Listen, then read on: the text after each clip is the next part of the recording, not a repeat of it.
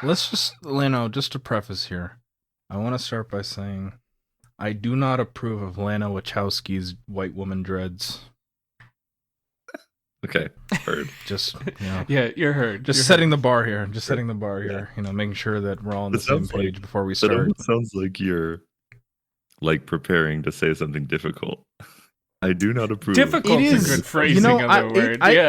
To some, it may be difficult. It may be. To some. It may be. But, I think we're getting to a point in wokeness where we can criticize I agree. Lana Wachowski's white woman dreads. We're getting back to a place in wokeness. We're getting back to a place in wokeness. Back to a place. We're returning. We're returning. We're returning, right? Yeah, we're almost back. We were there. Yeah. Lost our. However, if Luka Doncic shows up with dreads one day, not going to question it. No, we shouldn't question it. We shouldn't. I'm not going to say I condone it or approve it. However, he gets a pass from me. I get it. I understand it. It takes me back to like being in middle school in the 2000s. It would be incredible. He needs to go to a barber. That would make me so happy. You show up to a pickup game and some kids trying to pull off dreads. It's like, oh, yeah, questionable. Both of them. And you know what? If Jalen Williams shows up with a Jerry curl, I also wouldn't question it. Yeah, exactly. I also wouldn't question it. It'd be fine. Jaylen Brown with a new with bangs. I mean, he needs something. He needs something, right? He needs something. Anything's better than what he's doing now. Poor guy. Hey, what a good arc he's had this year, though. Too. I agree. I agree. Okay. I love Jaylen Brown. Oh man. Okay. All right. Get us going. Get us going. We can get going, and then we'll meander our way through all this. Yeah. Okay. Welcome to the NBA on MGA.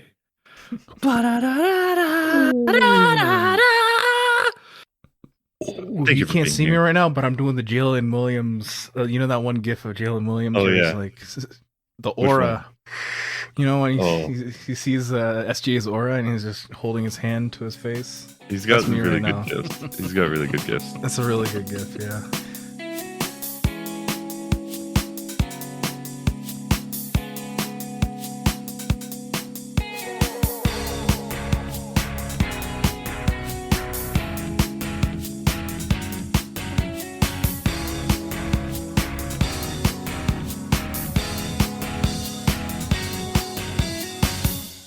Hello, I am Keigen, a normal host of Midnight Grappler Animals, and today I have brought with me the biggest Knicks fan in Buffalo, Dave Shevlin, and I have brought with me one Torontonian who only watches basketball on the app X.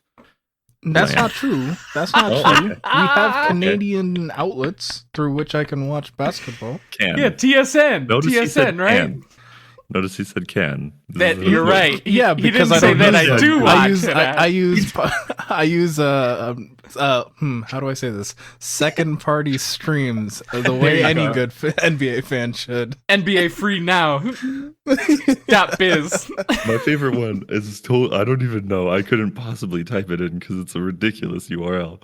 But it is favorited. It is in my favorites bar. And I go anytime the Lakers are playing, I go boop boop. And then I get to you watch never remember the actual URL, right?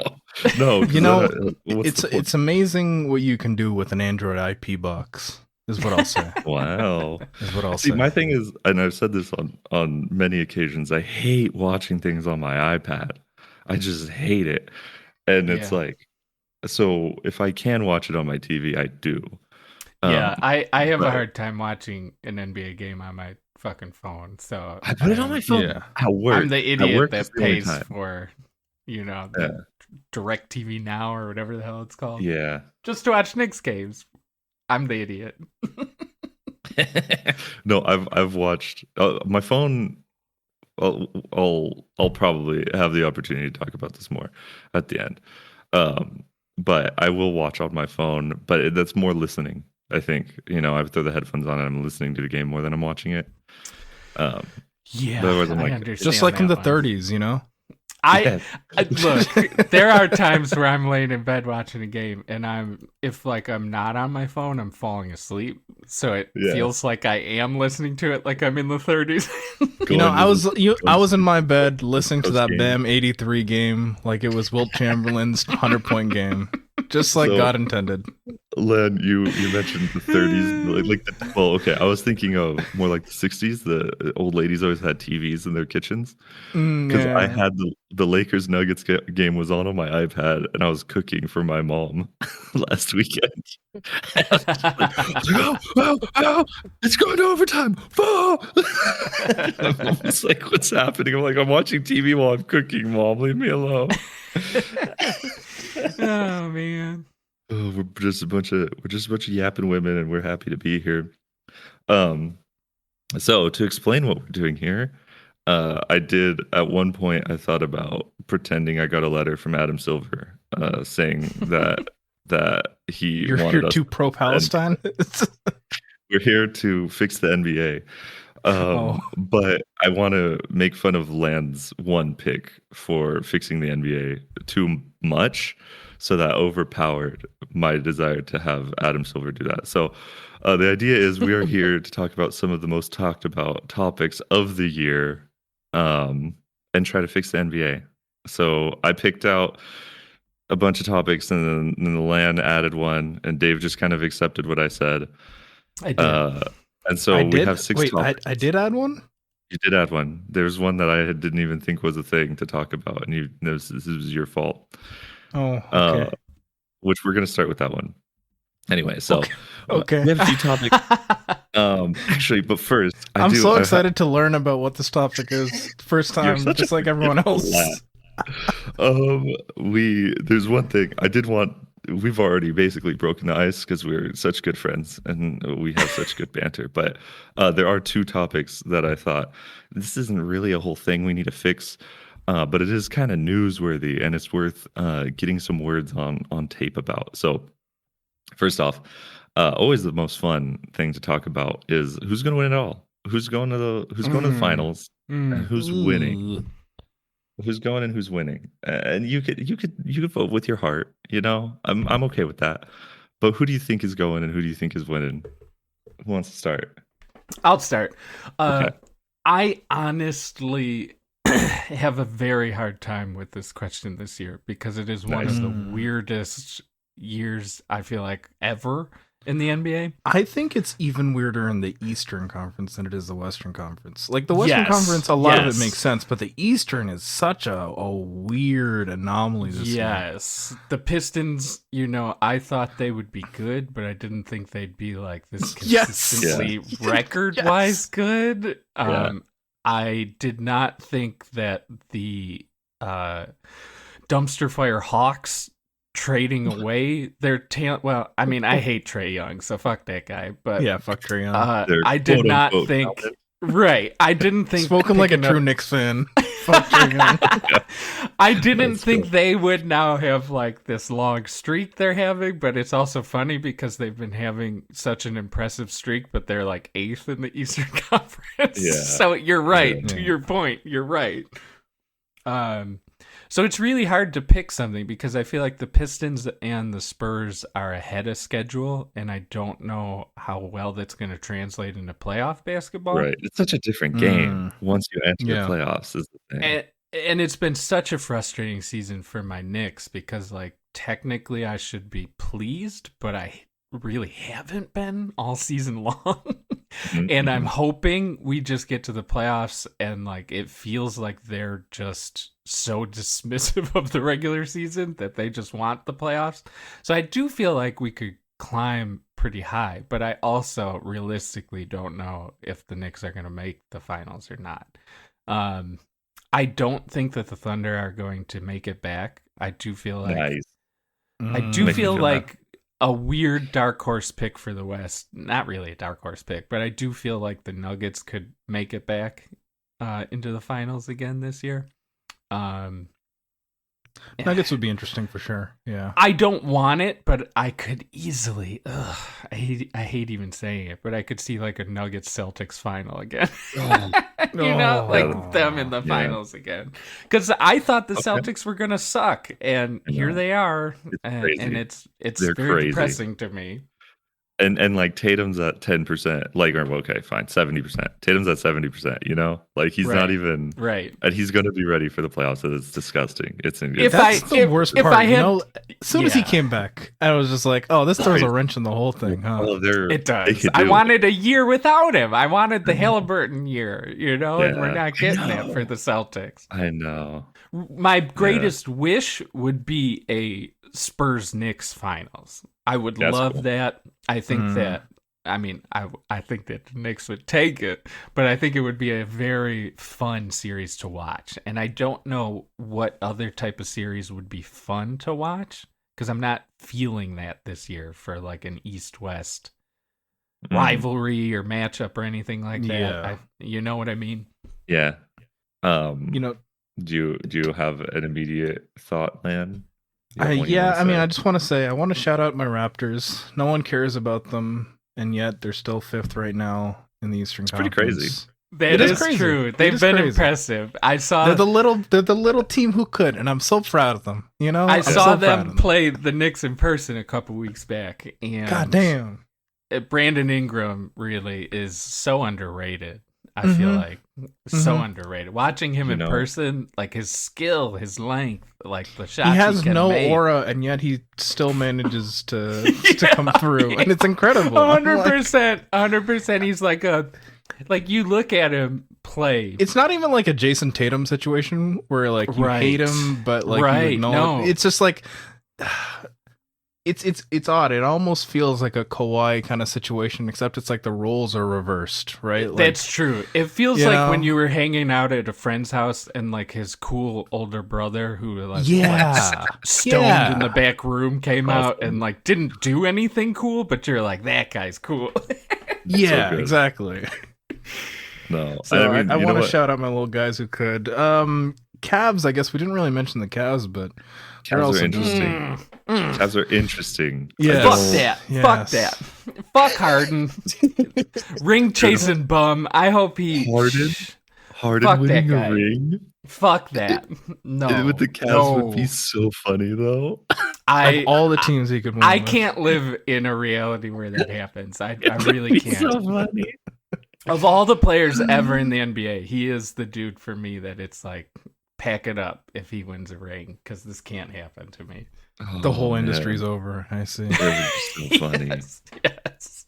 I wouldn't. I would be so. It would be insane.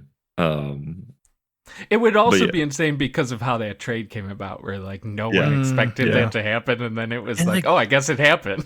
It made both teams better immediately. It did. Also, it did. Like the Clippers have been crazy. Like now they're like they have two guys who are having fun playing basketball, which wasn't happening. It was not happening before. Weeks. You could so, like palpably see that. Yeah, smiling, hooping, like it's crazy. And then the Cavaliers. I mean, you talked about Dave. You talked about the Spurs and the Pistons both being ahead of schedule, and that being like kind of bad news for playoff wise for them. Especially it's like, I think Detroit comes up against the Knicks. I think Detroit's getting folded. I think Detroit comes up against Boston. I think Detroit's probably getting folded in the playoffs. Specifically. Maybe even Cleveland, right? Cleveland made that big push last year.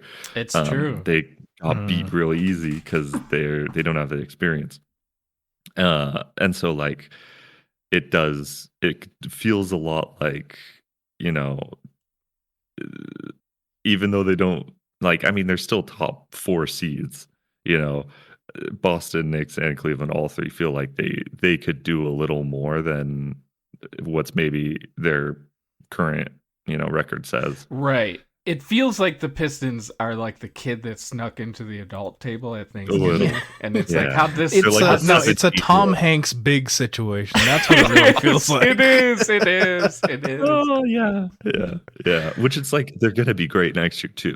Well, and like the Thunder had this year 2 years ago, right? They did the exact same thing where they were great. They went to the playoffs and they got beat because they weren't ready. So I think everybody, that's just kind of the narrative around Pistons and Spurs, which would be awesome if they broke that. Like it would be amazing. Yeah. If I mean, I'm not against ahead of schedule and actually succeeding in the playoffs, but like history has shown that usually does not happen. Or if you do, you're the Thunder from when, like 2011 or whatever, and you get literally swept. You still get beat. Yeah. You get you're easily beat. Yeah. Well, what's your finals predictions, Lan? Oh shit, I don't know, man. Like you just kind of talked around it. You talked about a couple I did, huh? It's so hard. Ideally, it would be nice to see a Spurs versus Pistons final. I feel like that would be. I mean, I don't know.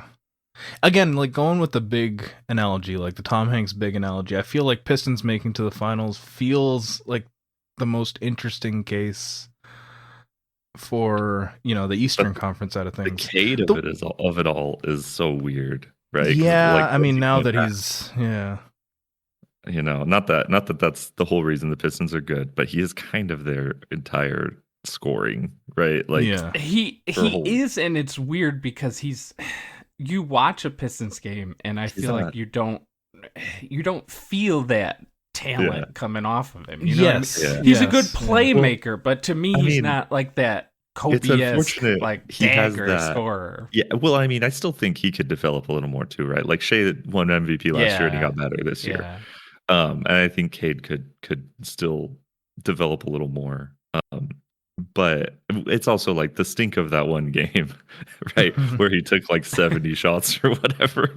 Like that's still on him, like for me at least. And so it's like, dude, the efficiency is not there. Like I also feel like that team is so like weirdly deep.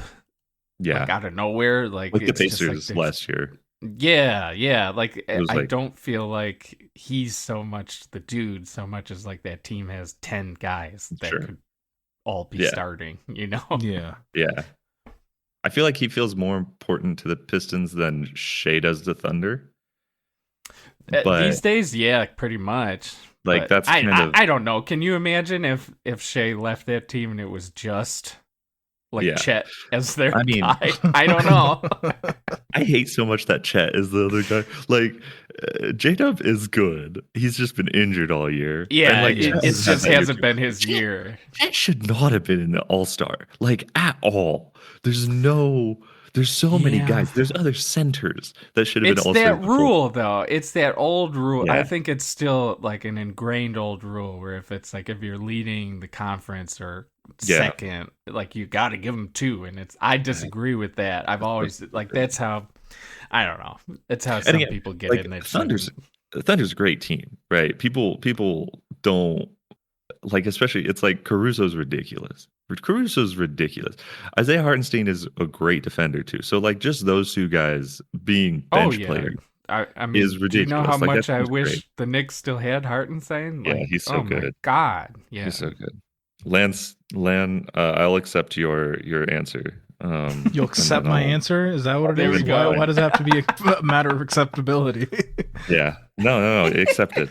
Just kind of like submitted, and it's cleared. I'm gonna be the doomer. I'm gonna pick the most boring answer. Celtics versus Celtics Thunder. Celtics 7 is what I'm gonna say. Yeah. But God, that would be boring. Celtics in 7. I think it would be a good game. I think it would be a good series. I do. I think that would be good basketball, fun basketball. It would be a very annoying series. Is also the other thing. Yeah. The narrative I would like. So this is the exact narrative that's going to happen. Celtics win. They're the bad guys of the NBA again. Okay.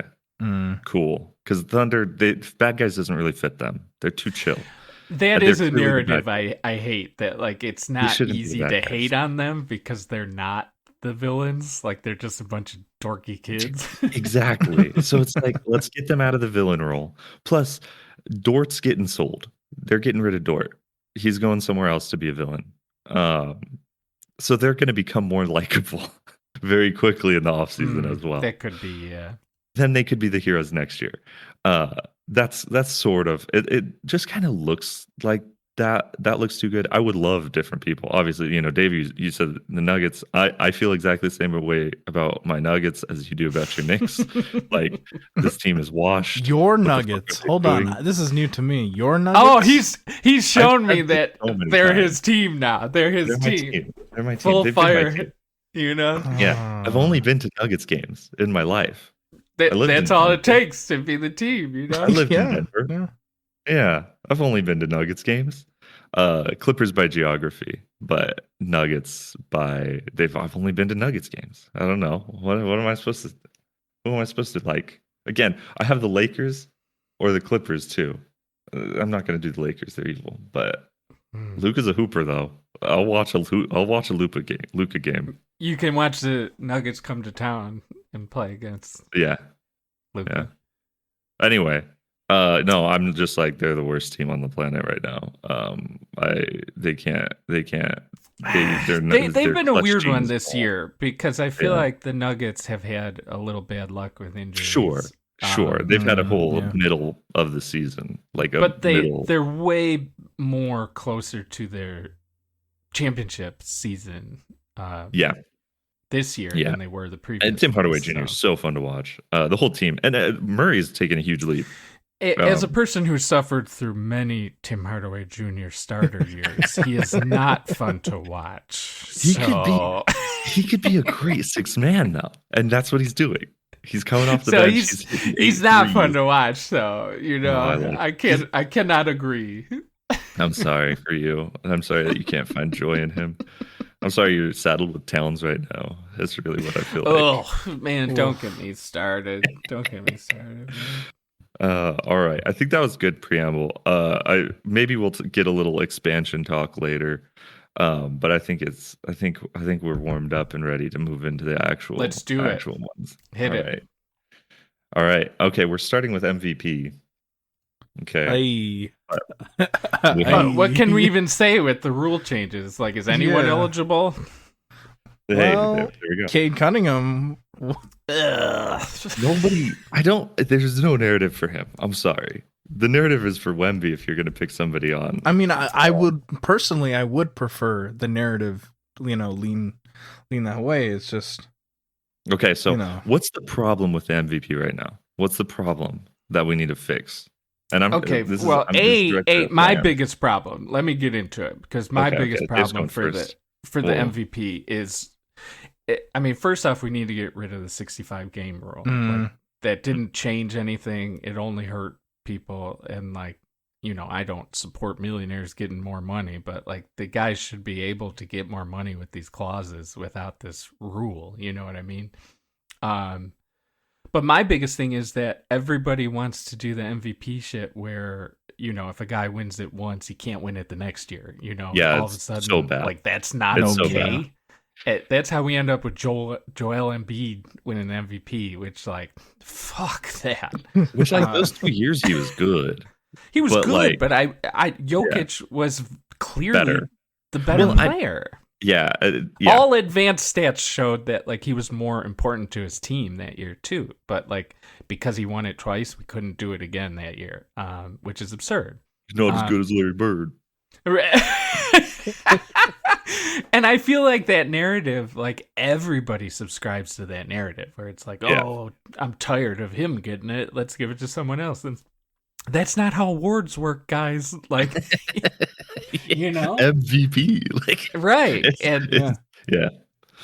So it's difficult for me, and I think we touched on this as we were saying earlier about Shea this year and other stuff. I don't feel like he needs to win it again because that team has a ton of great players. Honestly, the one I would like to see if we can't give it to Jokic again, who I don't know that I would vote him after the injury comeback. Exactly. But how can you not put Wemby in the discussion. Like, if they don't have that player, like, come on. You're telling me De'Aaron Fox and a couple of sophomores and rookies are going to be, like, the best team in the league? Like, come on. I would probably vote Wemby this year. Honestly, he's been phenomenal. Mm-hmm. And again, the narrative is just so good with him. Yeah. Yeah. I think the obvious fix for MVP is like, for me, I think the fix is new voters every year, actually. Like, take the pool of voters and divide it into 3, and you get to 1 vote out of 3 years. And now that's it. You're not voting next year.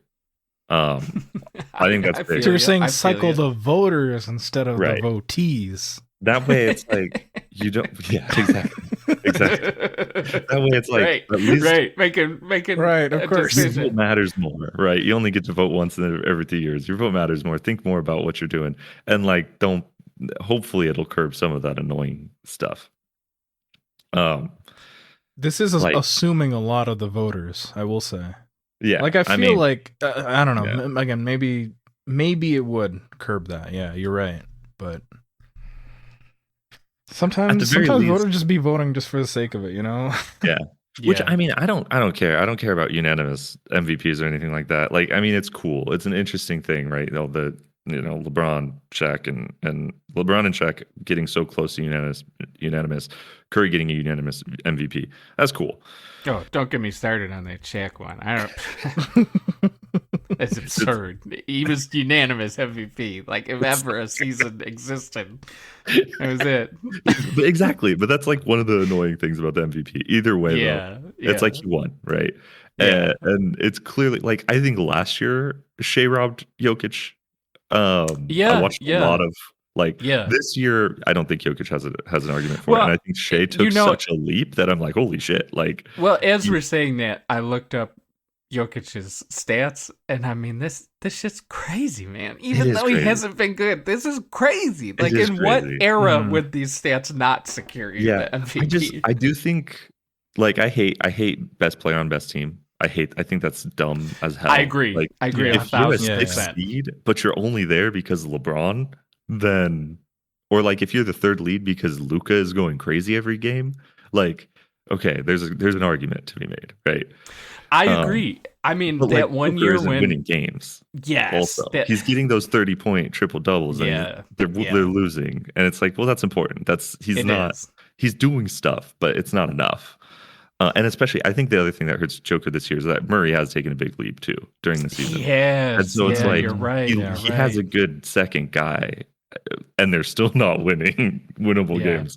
So it's like, I think his argument is done. But like Wemby, that Suns game this week was crazy. Like, I mean, that was a great game. He's insane. And one thing I forget about him is how little minutes he plays. Yeah, right. Compared to the rest of them. But that's also the other thing about the rules this year, right? It's like 20 minutes. You gotta have, which I don't know. You get exceptions too. Like Wemby's not gonna miss enough games unless he gets injured in the next week. Right. Like, he's fine. Is it in only 63 games or 65? 65. 65. You have to be in 65. Yeah, and there's other rules, which for me, it's like a lot of that stuff. The 65 game limit, I think, is to curb another one of the things we're going to talk about. But it's also like, it's a rule that I think Adam Silver could easily write an exception for. Also, right? Like, I think they should just get rid of it because it's so stupid. Because it's like, I get the impetus behind like making a rule like that, but it's like, if a dude only plays in 60 games but he's the clear MVP, like, what because he was injured he shouldn't get it? Like, come on. Yeah. Well, and then it's just, and plus the amount of injuries this year has been crazy too, that it's like, you kind of have to look at that rule more critically because people are getting hurt a lot, like, constantly. There's fucking Mad Max out there. Okay. So our fixes are get rid of the 65 game rule. I'm saying new voters every year. Swap in some new voters, so it's like a fresh game. Cycle out the voters. No one voter can vote 2 years in a row. No, I don't. I think that would genuinely like do something because it's like you I didn't think get to vote that for the would guy. genuinely probably ruin it because we'd end up running out of people and we'd be getting like NBA Centel How many? is a There's voter a ton now of for voters, MVP. though, Oh, right? God. Aren't there like 500 voters for this for I don't end of year remember stuff? how many votes there are for I think there's a MVP. bunch. Which was really the thinking, but like whatever. If I don't want to make individual people's votes more important either. So yeah, That's true. I We would need want to do an little. electoral college for MVP Right. voting. That's true. Like Doc Rivers needs a Oh, weighted God. vote. He's worth more. You can't say he's not. Okay. Oh. Kobe's ghost. Kobe's ghost is Yeah, voting. he this gets a year. vote. He spoke through Jason Tatum, obviously, and not anybody else. Jason Tatum. He got a text. Channeled him. He channeled him. text. Right. He got a text back. He posted it. It's from Kobe's ghost. Man. Lan, did you have a fix for MVP? Not really. MVP is one of those things where I feel like it's probably just going to end up affecting a lot of the other things we talk about, right? Like, Yeah. just the 65 game thing alone has its butterfly effect on. Again, I don't want to spoil what we're going to talk about. before we Yeah, get yeah, into keep it but, going, like- then. But yeah, like the 65 game thing really is the big elephant. It's I a big suppose. wrinkle. Yeah. Yeah. Okay. Well, I picked the first one. Do either of you what's singing to you guys next? Next we have tanking, load management, all-star game, the last 2 minutes, or foul baiting / flopping. Let's do foul baiting last. Let's do load management. Load management. Okay. Yeah, I think Okay. that's a good next one. Yes. Tell the folks at home, what is load management, Keigen? Load management is when players take games off when they're not really injured to get a little rest. So sorry, what was that? To get a little rest. A little rest, yes. Okay. Who'd you say? Did you say LeBron? What'd you say? I right didn't. now? I didn't He's I the didn't say oldest anything. man. He's I did the not say oldest man I've LeBron. ever I did seen. not say LeBron. I did not you say say? LeBron. Look, man. I feel like maybe I woke up with plantar fasciitis recently because something was happening, and I was clowning on LeBron hard. But maybe I get it now. He's the oldest man. Maybe I Did you get see- it. He scraped his He knee is- last week playing against the Nuggets, diving for the ball. He's so old. He's No, so old. I wish he'd leave. Honestly, I really do. I'm watching the gold medal documentary that Barack Obama made, and LeBron should have retired. LeBron should have got the gold and retired. There's no better narrative, right? Like he should have captained the USA, maybe the best since the Dream Team for sure, right? Yeah. And then he should have retired immediately. He's a great six man too, though. So like, Oh, that's that'll the crazy never thing. happen. This year's Look, wild. we're getting off track. We can't let every Yeah. NBA Yeah, podcast come on, turn we into a can't. LeBron talk. You know, Right, let's sure. get But back. frankly, let's he get should back to it. frankly he should have retired before he passed Robert Parrish's record, in my opinion. Out of respect for Robert Parrish, I agree with that. who is still alive. He is. He's still going strong. Okay, what are you guys' opinions on load management then?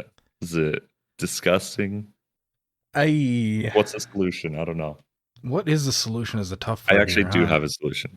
Mm, I'll start. okay. I have a solution. No more back-to-backs. We're getting rid of the back-to-backs. We're Mm. going to cut down on, I think it's like 8 games a year. You'd end up eliminating all the back-to-backs. It's not even that many games. Get rid of back-to-backs. That's a huge part of it. Plus, Nuggets have more back-to-backs than any other team. So like, you know, I'm thinking about the back-to-backs a lot because they get hit with them all the time. But I think that's it. I think you solve a lot of the problem without back-to-backs. I don't think you're wrong on that, but I Well, also there's think some of these things really are up to chance, though, right? Yeah. Like, Sure. even with back-to-backs eliminated, you can't really count for, things going swimmingly. Yeah, but I mean, like load management specifically is like, hey, this guy needs a day off, right? Yeah. It's not Shea makes 10 days because he flexed his abs so hard he exploded or whatever. Like, that's fine. I don't. He was hurt. He took more time off than they thought he was even going to take. Right, Christian Brown on the Nuggets is a good case too, where it's like he sprained his ankle. He was out for 8 weeks. He came back for like 4 games, and then he was out for another like 6 weeks. Right, it was affecting his game. It was going to be a longer term injury if he stayed in. That I get. I also feel like load management the conversation has changed because of how many legitimate injuries were this year. But I also just think like load management, part of that is guys are getting injured so much. And if they didn't play as many back-to-backs in particular, if they I think you could smooth that out better. Some of that is also team management, right? Like last year, the Nuggets and the Knicks both were gassed by the end of the year because their usage was so high. Their starters were being used so much during the regular season but like they didn't even have time to load manage. But I do think the schedule is the biggest reason why this is a problem at all. I think you're right about that, but I mean, I'm gonna start sounding like a real boomer here, but I mean, I come from the old school, and it was like, you didn't load manage. You played every single goddamn game. Like 82 games was a point of pride. Yeah. Right. Yeah. Sure. And it's not like I don't get it. I agree with you that I think you could stop packing so many games in a day, or, fly. And the worst part is that, back in the day, you'd fly to Atlanta, then you fly to, I don't know, halfway across the country. Nowadays, it's like, oh, I just watched the Knicks play Atlanta. 2 days later, they're playing Atlanta again. Yeah. And it's like, okay, so we've done so much to accommodate these schedules, even if, they're back-to-backs. Sometimes there's not a lot of travel involved, so, like, they should be fine. Question is, what are they doing in between those back-to-backs? Right, and it's like bitches, bro. Like probably. Come on now. I don't know. These days, they're probably all playing Fortnite in the hotel. Like Wilt Chamberlain is shaking his head right now. He does not condone this. I don't believe in load management because I know I've looked very much into like the stats and the sciences behind it, and I get that it could absolutely help a body. But I don't think that it changes the product so much. There's some people that don't do it and they are still at the top of their game, killing it. And then there's some people that do it, and I don't think it gives them much of an advantage. You know what I mean? And okay, so my question is, what's your solution? How do you solve the problem? My big solution, which I don't like, is shortening the regular season. I do think that we could do less games, but unfortunately that comes with the ripple effect of how do stats play into like historical stats, for sure. Right. Like if James Harden plays 60 games and averages 38 points per game, I'm supposed to be impressed by that? Like, no, come on. And I'm supposed to be impressed by anything James Harden does? Right. So like that's the ripple effect that already is so bad nowadays that like that would make it even worse. But I think that's really the only way you could stop that is, okay, Adam, like you got to shorten the season down to like maybe even 65, 70 games. And then the load management, at least I would think, would stop because that cuts almost like a full month and a week off of the season. You know what I mean? Which I mean, I don't really want to shorten the season time-wise. And I don't really either, right? And that's why I'm like, what is a solution that's not that, right? Like, is there like incentives for individual players for playing more? And like a lot of that stuff is going to end up being pay, right? Because any end of the year award that's like, oh, hey, best player who played the most games is like, get this out of my face. This doesn't mean I'm the best player. It's like the attendance award, It's like when you get the ribbon for showing up to class. Yeah. And it's funny that Dave, you're like so strongly they should play 82 games, but then you don't like the 65 games. Because I get it, it's hard because I fully get it. Like I feel like nowadays the 82 games is less important because of the parity. You know what I mean? Yeah. And I do think this season is very long, and I do think that there's more injuries, and I do think the style of play of players coming and developing into NBA players has put a lot of wear and tear on their bodies. So I don't know that, if you start doing this when you're 12, obviously you're going to have more injuries when you're in your like late 20s. But like back in the day, it was like, some of these guys didn't even start till they were in college, and it was like, oh, okay, now you're in the NBA. Yeah. So I don't know. The wear and tear is a lot. So I get the management that they would want to do, but I think it makes for a worse product completely. And I don't think the benefits are there other than just LeBron has a less grueling night. Like, come on, man, that's your job. That's why you're getting $50 million a year for doing You this. mentioned the age thing, Dave. Do you think that regulating age would actually do anything here?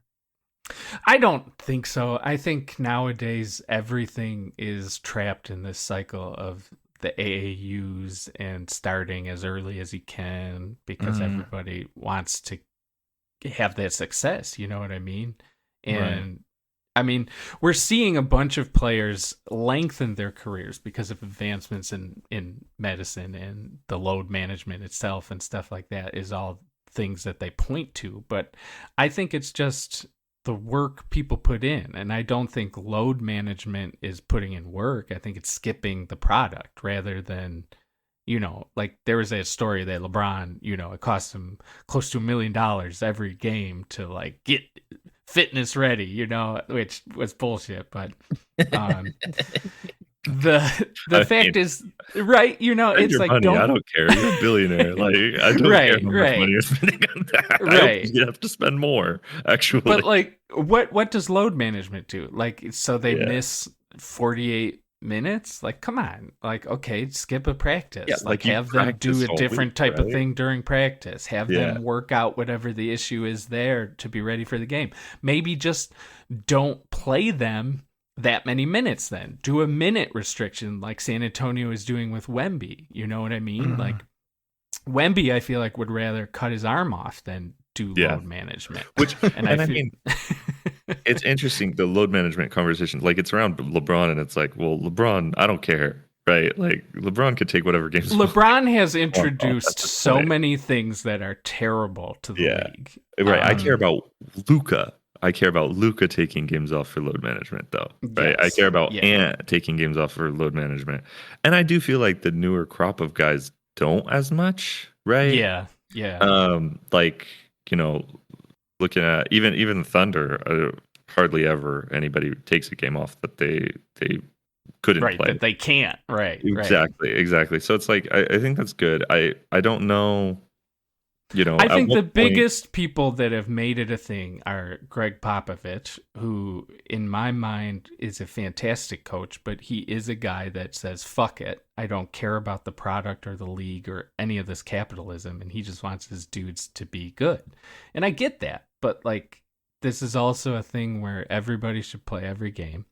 I think LeBron is a big part of it because LeBron feels like he owns the league and he has influenced everything he's ever done in his career. You know what I mean? Yeah.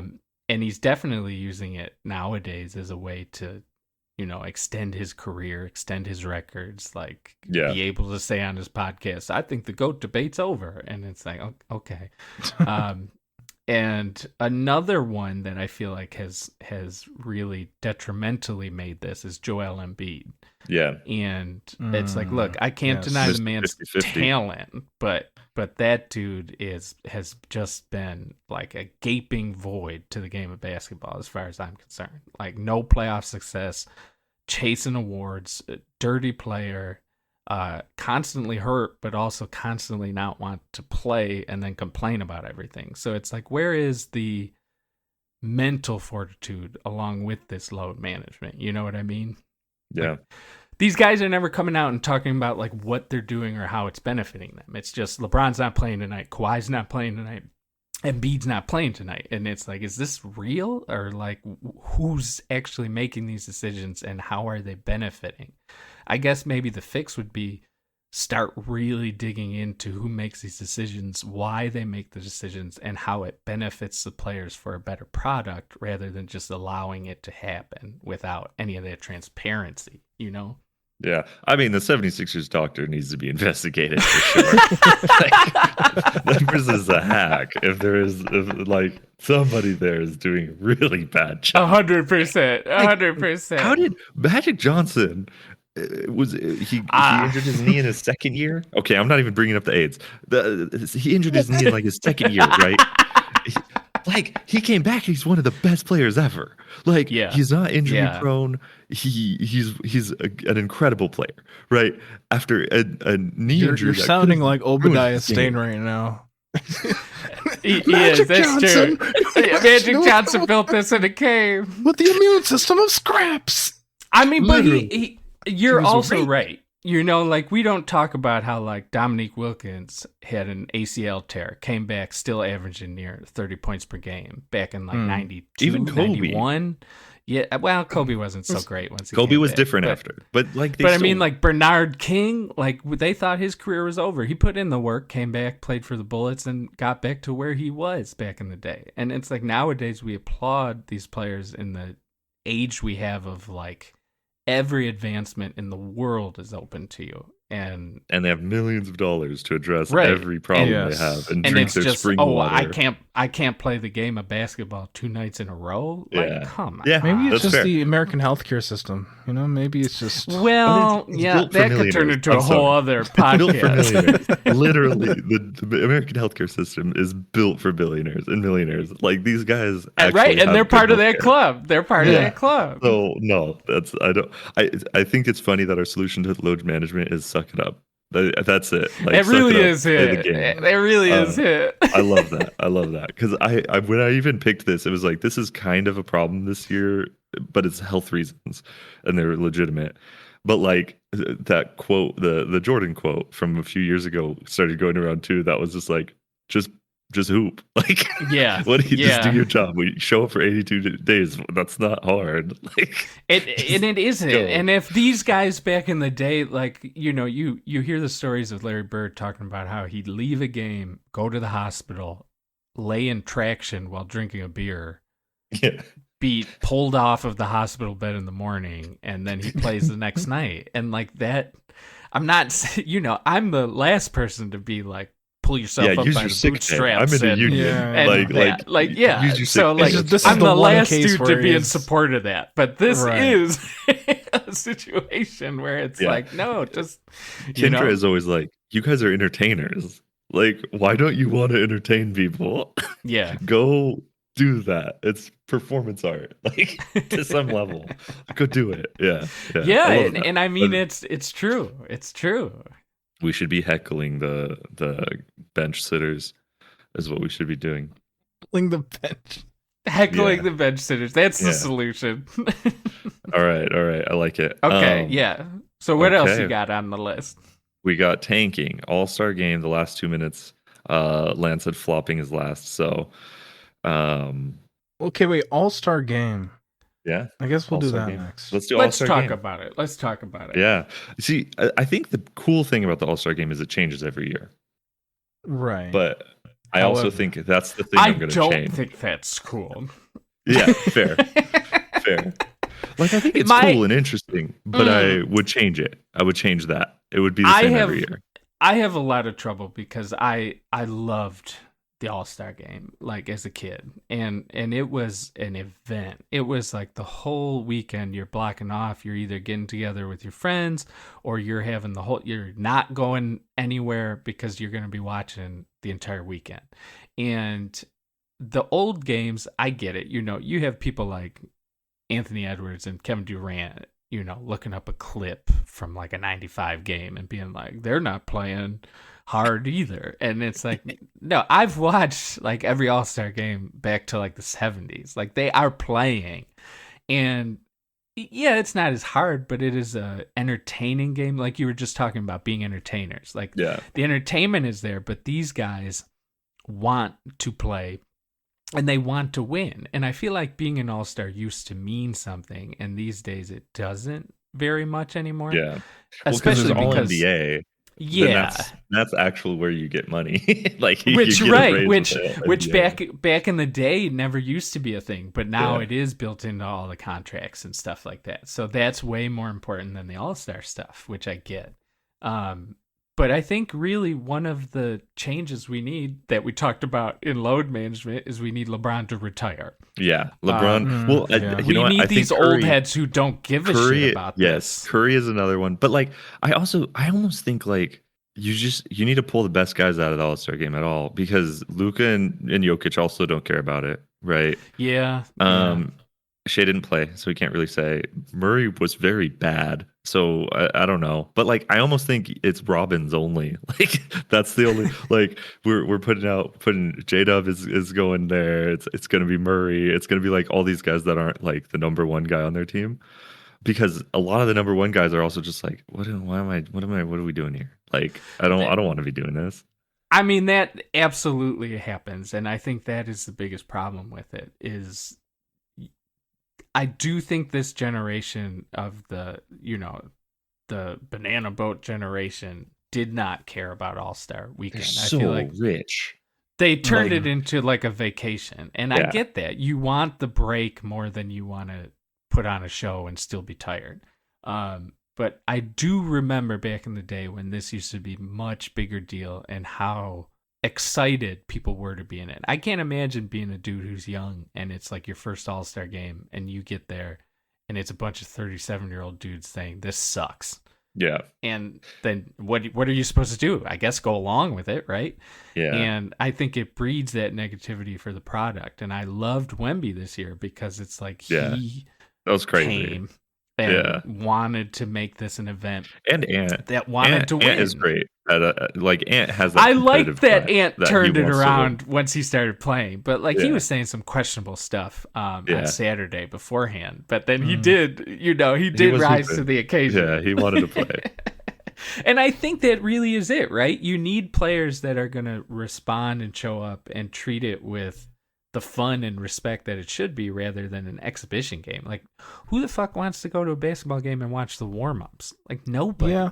Nobody. I mean, that's basic. Like, it's funny, to bring another sport into this, the WBC, which just ended, a week or two ago. This is what I was literally going to It's the attitude thing, right? Where like, everyone else is having so much fun. Hockey did the Four Nations Cup also last year. Yes. Which was basically the same thing. Not the same thing as the WBC, but the same thing as the All-Star game. It's right. They definitely tried to emulate it. That's how you would do it. Yeah. I think the problem with that is that hockey has, like, since its inception, been a bad game, a national thing. Oh, right, yeah. You know what I mean? So, like, when you make that, that's the deal. I don't. I mean, that's the other thing is like the NBA right now is nowhere near as diverse, I guess, in that sense. As and when you lump like international all together, it's like what pride does Cat have that's the same as Jokic? You can't really do the WBC. Mean? Yeah, like that's not even comparable. Yeah. So it's like, why should they compete for that? You know what I mean? But but I mean, don't know. it's the attitude thing, right? Like when it is, it's much more homogenous in that way, in a way that the WBC and even Four Nations isn't. Right? And it's like, how do you fix that? How do you fix that homogeneity? Yeah. I do like Nick Wright had that right after the All-Star game. He was on a Ringer podcast. I think it was with Bill Simmons. And he said, do white guys versus black guys, do whites versus blacks in the All-Star game?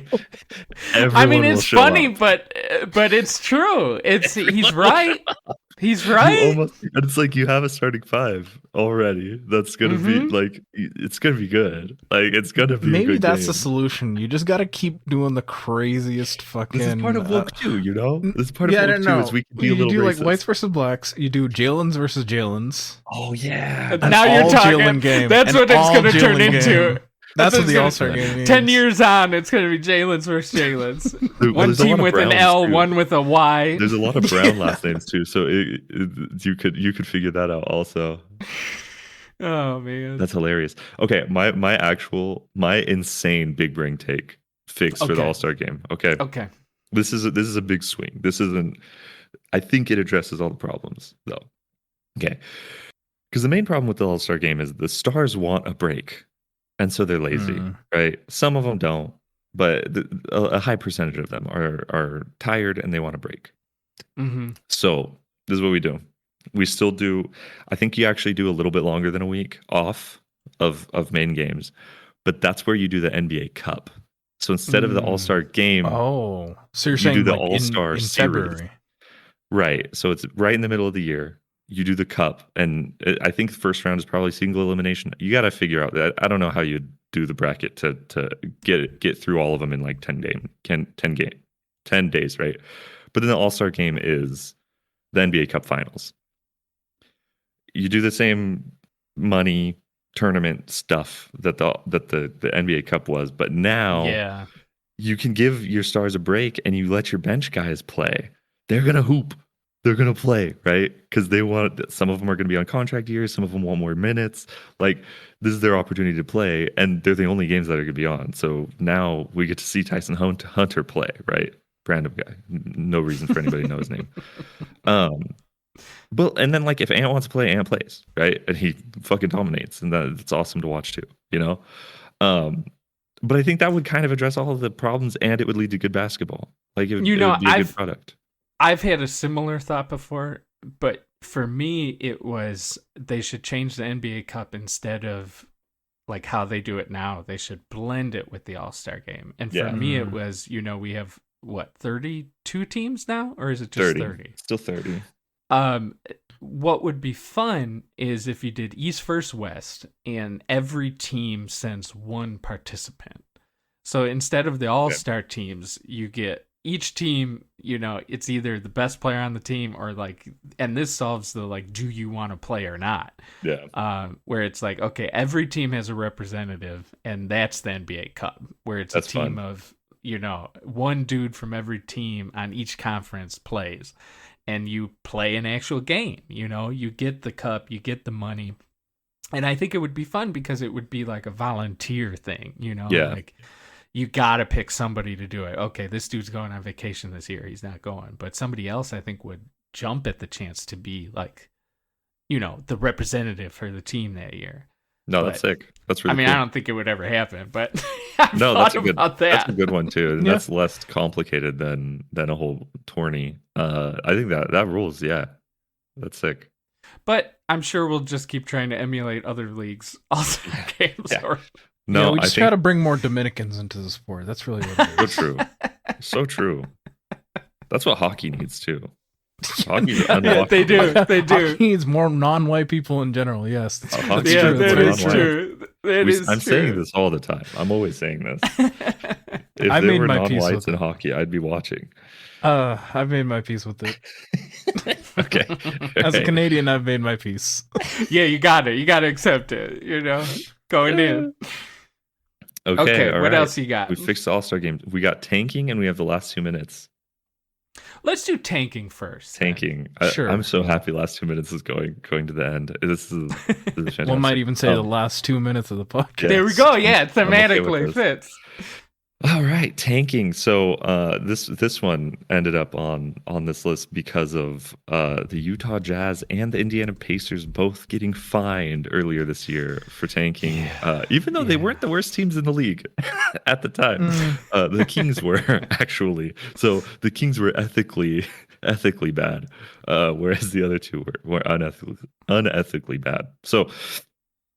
Are there Very simple solution to this one. Very simple solution. Okay. All right. Abolish Polymarket and Kalshi. Sure. Yeah, that's part of it. Very simple. Very simple. Yeah. For sure.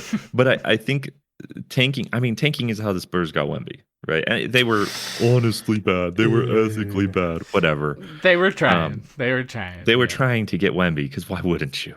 Why wouldn't you try to get Wemby? Yeah. So I hate getting rid of the draft. I think that's stupid. Right. Football operates fine. And teams like the Browns suck forever. The Browns are always going to suck. They have tanked and they have gotten a great quarterback in like 4 of the last 5 drafts or something. Right. Yeah. Or a great prospect anyway. The issue is not tanking. Right. I mean, the actual issue is venture capitalism is actually the problem here. But we're not going to solve that. We're not going to solve that. So like The solution actual really problem- is Wemby, but not in the way you'd think. That's my king. That's my boy.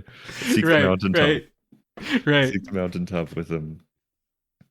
Because the real problem to me is fans, right? It's like if I'm going to if I have a local team, because I don't really have a local team, I have to drive 4 hours to see a basketball game. Like if the team that I did live near sucked, though, that's a bummer, right? If I lived by the Kings, why would I go to a game? Yeah, and it does suck for fans. I don't know. Happens. Tanking it's just sucks, one of those things that happens. Well, sometimes teams are bad, but sometimes teams are bad on purpose. Yeah, and that should be punished. And I think the solution there is giving players more autonomy, because you cannot tell me that what's his name, Markkanen on the Jazz wants to come out in the third quarter, right? You can't tell me he wants to lose games. Yeah. Right. And Pacers too. Like they all know what the job is this year, right? Yeah. They know they traded away a bunch of guys, so they look a little bit worse. They knew that a bunch of them were injured at the beginning of the year too. I think their entire starting lineup was injured for the first month or something. They knew the job was tank, so we could get a good draft pick, so that when Hallie comes back, we're going to be a real team. That sucks, and though. I think, like you said, the problem is capitalism, and the problem is, you hear these reports that a bunch of these substitutions are coming from the top all the way to the top. Like the owner is saying, take them out of the game. And I don't know what to believe or not with that, but you see it and you hear it, and it starts to make you think they're specifically undermining the players and undermining the game, which I know happens, but it doesn't make you feel good, Yeah, it sucks.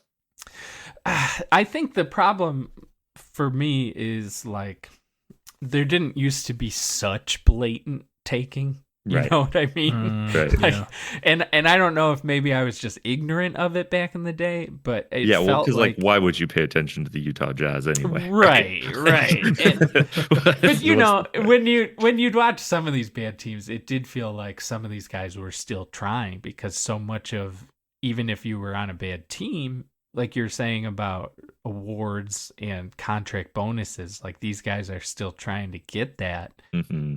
For themselves. So I don't see how they would buy into helping the owner of the Utah Jazz have a better time in 7 years from now versus getting an extra 20 million at the end of the season. You know what I mean?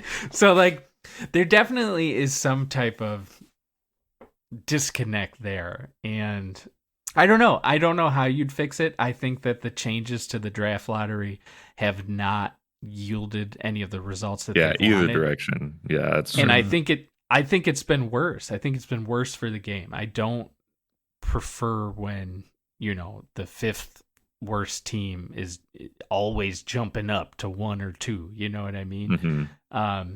And I mean, look, it's never been right. The Orlando Magic get Shaq, and then the next year they have what, a 1% chance, and they get Weber that they traded for Penny with the number 1 pick again. So even back in the day, it wasn't right. Yeah, and eventually the best players are going to New York or LA. It's still gonna happen. I don't like the open contracts for kids out of college either, though. Right?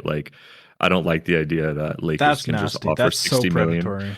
That's an idea, though. That's an idea that's being floated, right? It is. Yes. It's so bad. Well, and what I was just saying, the change that they recently did, where the top, I think it's just the top 3 picks, right, get the 24% or whatever odds. I feel back in the early 90s, if you were the worst team in the league, you got the odds used to be that they had the highest odds, right? Right. Like football. Right. Same. And when you decrease that, it makes really everybody try. Right. It makes everybody try to get close, rather than one team that's not great is looking at the shittiest team in the league and well, we're not going to be that bad, so let's keep trying to play. You know what I mean? But nowadays it feels like you're almost incentivized to be one of many that is bad rather than the worst. Yeah. One idea, I think this might be from women's hockey, or it's something I can't remember. It was some professional sport that I don't pay attention to, basically. I think it was women's hockey. But what they do is they don't start doing like your lottery odds don't start changing until you've been eliminated from playoff contention. And then every game you win after you've been eliminated from playoff contention, increase your odds. Wow. So, which is didn't kind know of cool. that. It incentivizes winning later in the season where other teams are not caring, right? Right. Which is kind of fun. That's kind of fun. I don't know. It's still for NBA. It's like the first team got eliminated from contention like 2 weeks ago, right? Yeah. That's a really long time to suck. And again, I'm thinking in terms of like ticket sales and stuff like that. I'm thinking of what is the live experience, especially, right. Especially because like I think there were a lot of games that the Sacramento Kings were fun games to watch, even though they lost. They were competitive. They were close all the way down to the line. Yeah, I mean, right? and that's the problem too, is people seem to think like just the tanking games are bad, but like some bad teams are still incredibly fun to watch. Like I don't want to watch a Brooklyn Nets game, but I want to watch the nightmare roster of the Kings for sure. You know, that was I'm like, whatever team is tanking, just get Russell Westbrook, because then you have no idea if you're tanking or not. Like, right, that's just how that guy plays. It's beautiful. It's a work of art. What do you guys think about flattening the odds altogether? Do you think that's a good idea or a bad idea? Like, but then at that point, like, what do you do? OKC does not deserve another pick. Also, like, like I think you eliminate top 6 and then flatten the odds. Maybe I would be okay with that.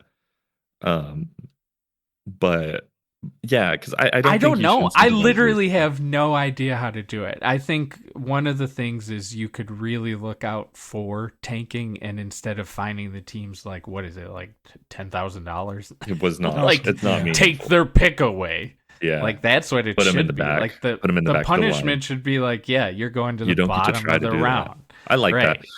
I mean, I think a lot of it, because this is monetary, I think monetary is fine too. Like, I think this is a very simple, I don't know. Like, what is 100K to Steve Ballmer or somebody? Listen. You know, you limit ticket sales though. So if you're tanking, your tickets are cheap.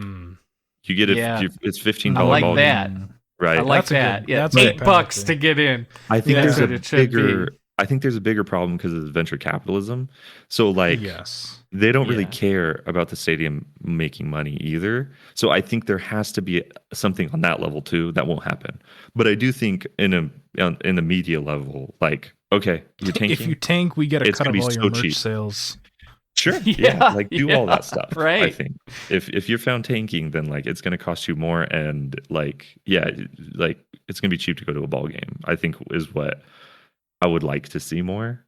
Well, and that's nice too, because it reflects, like you were talking about, the product for the fans. Now it's like at least people could see it. And again, these guys are showmen. Like, these guys want to win games. Yeah. Like, they're going to ball out, and if you have a big crowd, they want to ball out more. So I think it's like managing that tension between players and everything else. Yeah, this is the hard one, because I thought about it leading up to coming and talking about this stuff, and it's like I have no idea how to fix it, other than like people need more punishment for doing it. You know what I mean? Like, I get it, because like you said, like everybody wants to sign with the big market teams, or like the teams of the era. You know what I mean? Like, that's why the Warriors and everybody get who they get. Yeah. And why Sacramento and New Jersey suck, or Brooklyn sucks, you know? And it's like, I don't know how to make it to where, like, it disgusts me that the Mavs got Cooper Flight. Yeah.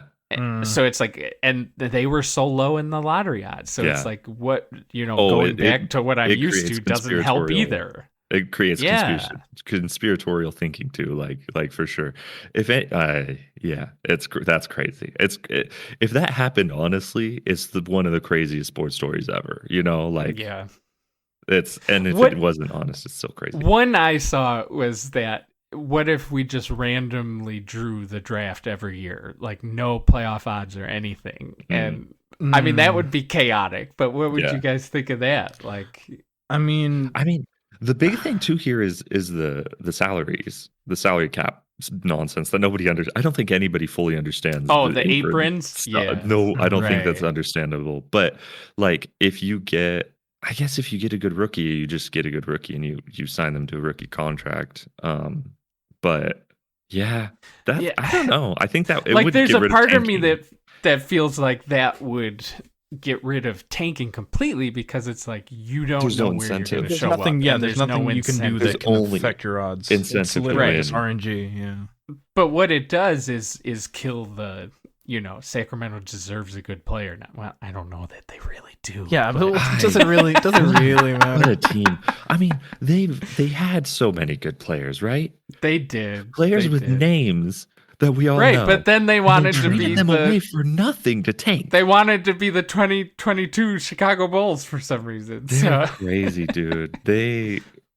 What an incompetently ran organization. Right, Like, and I mean and that's that why it's really like, did they even tank? makes you They just upset. don't know how to. Yeah, and, they and deserve maybe to we just be do need bad. to do where the draft is completely random, because Still a it draft, would though. suck if Oklahoma City got the second pick in the draft again.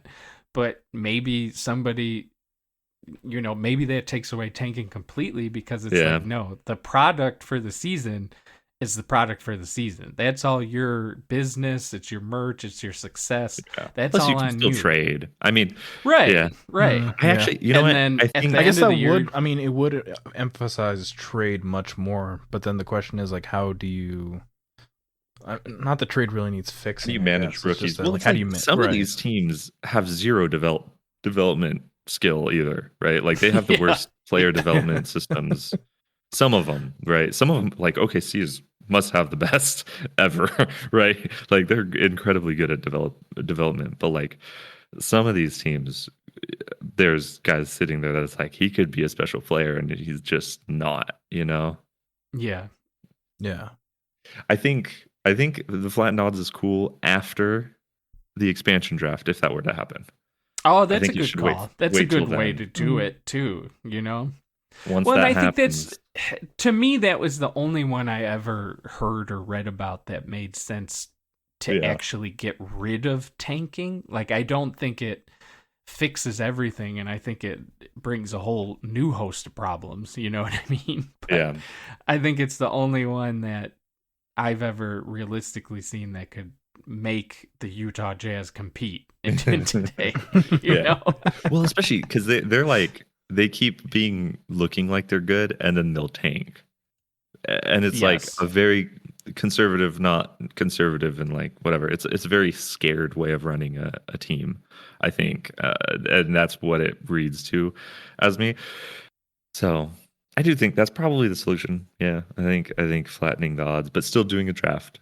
Flattening the Yeah, odds, I though. mean, you still definitely need the draft. Like abolishing the draft is one of the most disgusting I hate it things so I've read much. or heard Yeah. about how to fix it, because Such a it's like stupid idea. the shit where people are like, wouldn't it be so great if they came out of college and got to sign with who they wanted to sign with? And Like, it's like, no. no, it wouldn't, because they It's so all bad. sign with the Warriors or the Thunder or Yeah. Yeah. I mean, this is how you get Jeremy Lin on the bench for most of the season. Just peace and love to Jeremy Lin, Yeah. my Toronto Getting Raptors there. 2019 MVP. Oh man, it's the truth. But I mean, actually, on the note of the Raptors, like I'm thinking of the draft. Was it last year or the year before, where you can just visibly see them? He wasn't Oh feeling it. right, where they were very upset they were Yeah. going to Toronto, Oh, which is crazy because a great city and Yeah. pretty solid Yeah. team, like you said. And I don't know. I think the only way you can do that is if you flatten the odds, and then it's like you're not getting any reward for this, and players are still going to get picked rather than they are choosing where they want to play. Like, go ahead and do that after 4 years, but like, yeah, maybe you got to play with Brooklyn for 4 years. Maybe you got to play in Sacramento for 4 Yeah. years. Sometimes Yeah. you just gotta slum it out. Yeah. Right. yeah. I like it. I like the flattened odds. I think that's good. Plus, also, like so many of these teams trade draft picks that I don't even understand. Really, like it's always Yeah. like, yeah. oh, Denver and doesn't own their draft pick till 2030. I don't understand. Like, right, and that shit I feel like has really gotten out of hand. Where like everyone wants the trade where they're getting all these draft picks, but it's like, well, it really hasn't shown as a result that it makes you better. Yeah, look at the Warriors, right? Yeah, and again, team development is the question. Oh my god, like, I think team development is fire Steve Kerr if you want your players to turn out good. Like you had a bunch I of have been guys. saying this shit since they were 73-9. And like he brings nothing to that team. I'm sorry. Yeah, I think he is not a good coach. As a Raptors fan, it's great to see the Warriors in the position that they are right now, but it gets baffling to a point. It is. It gets baffling to a point. Like Podziemski, what are we doing? The player development is terrible. You look at Kuminga going to Atlanta and immediately being an impactful role player. Okay, and I know it's all luck, but like it's the longest shot in years he made. Yeah, he shot the ball from almost all the way across. He's crazy. He's good. I think Kuminga is good, and I think Steve Kerr has been. Kerr is almost as detrimental as player Jordan to development on the Wizards. I don't think he's good. I think the only reason he has had success, like the 73-9 season, I know it's been lost to history, but that was when Steve Kerr was in the hospital for his back shit. That was all Luke Walton, and then we saw what happened to Luke Walton once he was head coach. Not great. So when you have your team that is, Kerr's a vibes guy. He is. Really I think he's really bad at coaching. I think he's really bad at getting players to buy into a system, to get together, to do this shit where old school coaching was, and I don't know. I feel so sorry for Kuminga, and I'm so glad he got out. Yeah, for real. Actually, like it's hilarious but crazy. Like you said, that's part of the game. Sometimes you got to slum it out and be caught into a situation. That's why you need the draft. But I think we have to find a way to make it where every year you're not purposely putting a shit product out to hopefully get a dude. Like, can you imagine being a Wizards fan, thinking you're getting the number one pick so many years in a row, and it's just not happening for you? Yeah, if the RNG really sucks, that really sucks. Yeah. That's the other thing about this. It's like RNG is great until you find yourself like at the very bottom it's for like 3 years in a row. Trading card game. It's just a series of coin flips, man. Like right. Yeah. There's no skill here. It's just flipping coins a bunch of times. And maybe that's what the draft should be. There should be no effect on what you do. Yeah. It's just a bunch of flipped coins. And I like it. You either get it or you don't. Yeah. I think it would also be a fun type of chaos. Yeah, it would be. I would be paying attention, right? Like this next year, right? I'm gonna pay attention to who gets the top 3, and then I don't care, right? Like whatever. Yeah. But that way it would be like, oh, okay, this is wild, I think it would be more fun, and I think it would get rid of that immediately. But I don't think the league will ever do it. It's a good idea. It's a good idea, and that's what we're picking. Best idea wins. Okay. So flopping then 2 minutes or 2 minutes? Sure. Let's do flopping then 2 minutes. Flopping first. Sorry, not flopping. Foul baiting. Flopping, which we already had this conversation. Foul baiting and flopping. Flopping is foul baiting, but flopping is only bad foul baiting, and there's good foul baiting. There's getting to the line is a skill. I have to agree with him. It's only foul baiting when I don't like it. No, that's also true. Oh, that's true. Also true. Yeah, no. So no, I think you're right. I think there is a clear change. I mean, you go back and you watch Jordan. I mean, I actually have been. I have been. He is very good at foul baiting. He gets to the line. He gets to the line on purpose. He's not flopping. He's using his strength because he's so strong, and he's using his palming the ball in one hand, which is just insane to always see. And he's using that to get to the line and get more points. And you have players today like SGA and Jalen Brunson that do that use the skills they are to get into a position where it's like the person defending is almost forced to foul them because that's all they can do in that situation. And I think that's foul baiting versus flopping, which is just, I knew I was never going to make this shot, Right. but I'm going to act like I Right. was. Does that make sense to you guys, or do you disagree? Oh, I'm pretty much in full agreement. I think there is a line there that's tough.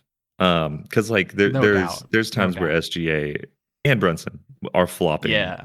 But I love Brunson. it was a foul It bait. happens, man. It Yeah, happens. and I think it's less often than people think, right? I mean, Luka's It's a good always example where less than people lot of think. the year he was top in free throw attempts. And they were through flops, right? Like the other, I think their last game, whatever, recently, he flopped on a 3-point shot and then missed all 3 free throws. So it's like, that's hilarious. But yeah, no, you're right that it's like there's foul baiting that's like, okay, I'm out of rhythm and I need to see the ball go in, right? You foul bait, you go to the line, you can do all of that ethically. Right. There's like a skill to it. Like right. It's at that point, it's on the defender. But it is a part of the game. Right. You're manipulating the game, but that's okay because that's all games get manipulated. The real reason I added this to the list is because I watched that Denver Utah game. And it was the worst basketball I've ever watched in my life. Jokic was horrible. He was playing awfully, right? And that fourth quarter, he took over by flopping constantly. And I think even you look at the box score, and I think he got to the line. I think he only shot 11 free throws or something. Like it wasn't a ton, but every single one was disgusting. Yeah. And like, well, let's talk about the worst to ever do it, James Harden. They had to change the rules. They had to change the rules. He changed the rules. Yeah. Where people, like to this day, I want to throw up every day when I remember he's on the NBA 75 list. Like, he's the MVP. God. That's automatic on the 75. I'm sorry. Oh, disgusting. Just one time MVP, right? Yes. What year? I believe so. 17, 18? 17? 17. I think no, LeBron was 18. Yeah, he was 17. Okay. And, you look at the way he was 16? playing. I'm not sure. 16 was Curry, wasn't it? Was it? Unanimous I think season? You might be right. Or was that 15? Harden MVP was 2018. 18. And that was when they were the best team in the league, too. Okay. Yeah. But they still lost. But, like, that is my point, where his game suddenly turned into only doing that. And he wasn't putting up a shot that was going in. Yeah. He was purposely getting into players' spaces and other things to where, like, nothing they could do was not going to make that a foul. Yeah. You know what I mean? Right. I hate the 3-point, the way 3-point fouls is so bad too. It's like you have to let him take a jumper. That's basically it. There's you can't contest it like at all. And it's all his fault. It's literally all his fault. And it's a little bit Curry's fault. It's anybody who's had ankle injuries fault as well. But Harden made it worse. Harden made it bad. Honestly, it's a Harden is the sin eater here. I'm okay with. Yeah. Okay. Who would you rather blame though? No, that's the one. Okay. Like that's the one. Okay. Yeah. Well, no, because he's the sin eater, which implies that he's eating sin for others. Shit. It's okay. You don't have to answer. I already blamed Curry, and I'm happy to. Whatever. He's an old man. He's gonna be a billionaire. I don't feel like he. Stephen Yahoo. I don't feel like he makes that part of his game so much. I think he's just a benefit of he changed the whole game. Actually, that have done like he made the whole game different. And I did want to bring this up because it goes back to me being an old man again. But I do feel like the 04-05 defense rule change, where we got rid of hand checking and all the rest of it, where like you cannot touch the other dude. Yeah.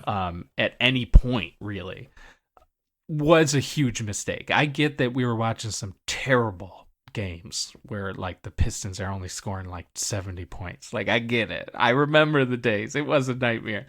But I don't feel like those rule changes have led to anything that has like solved the game. Like I'm right there with you guys and loving like how many points people have scored, and the transformation of the 3-point game has defense been fun. is so hard now. But like defense, yeah, it's so hard. You can't do anything. Yeah. You know what I mean?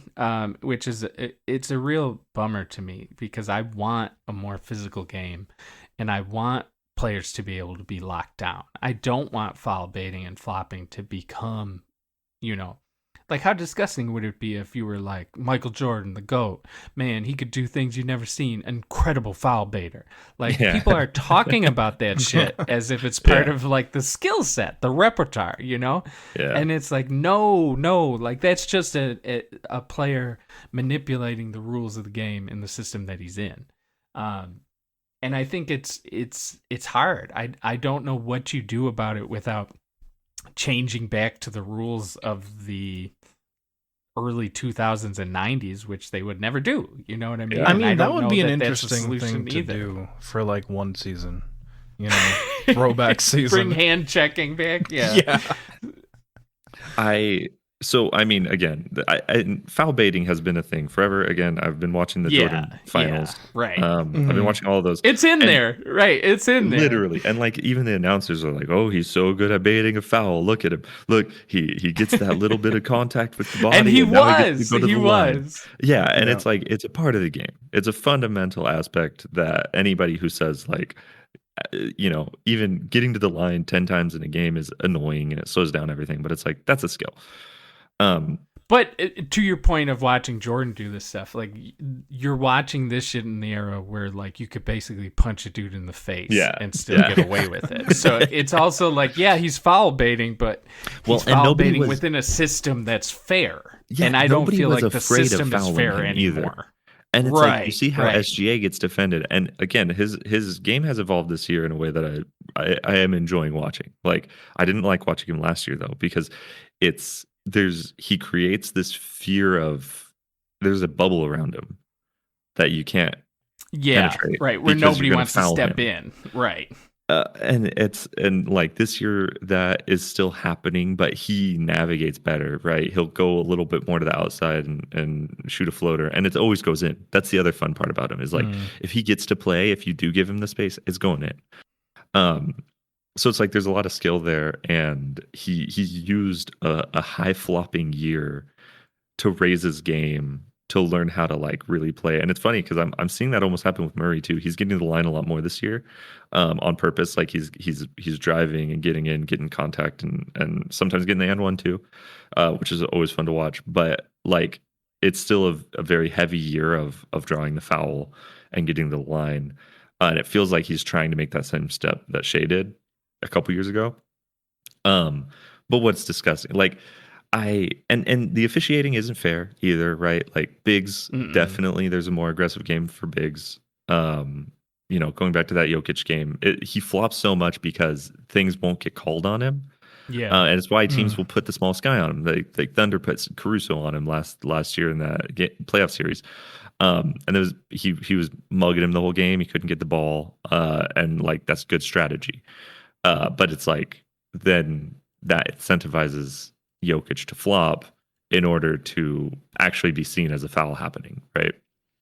The crazy thing about flopping is I think the solution is already in the rules, right? Flopping is a tech, and it can be given after the game. Yeah.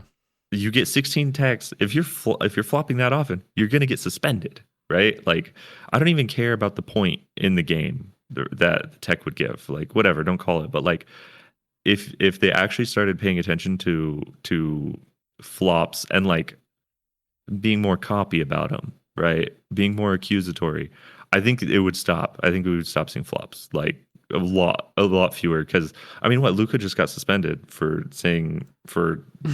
yelling at somebody, another player.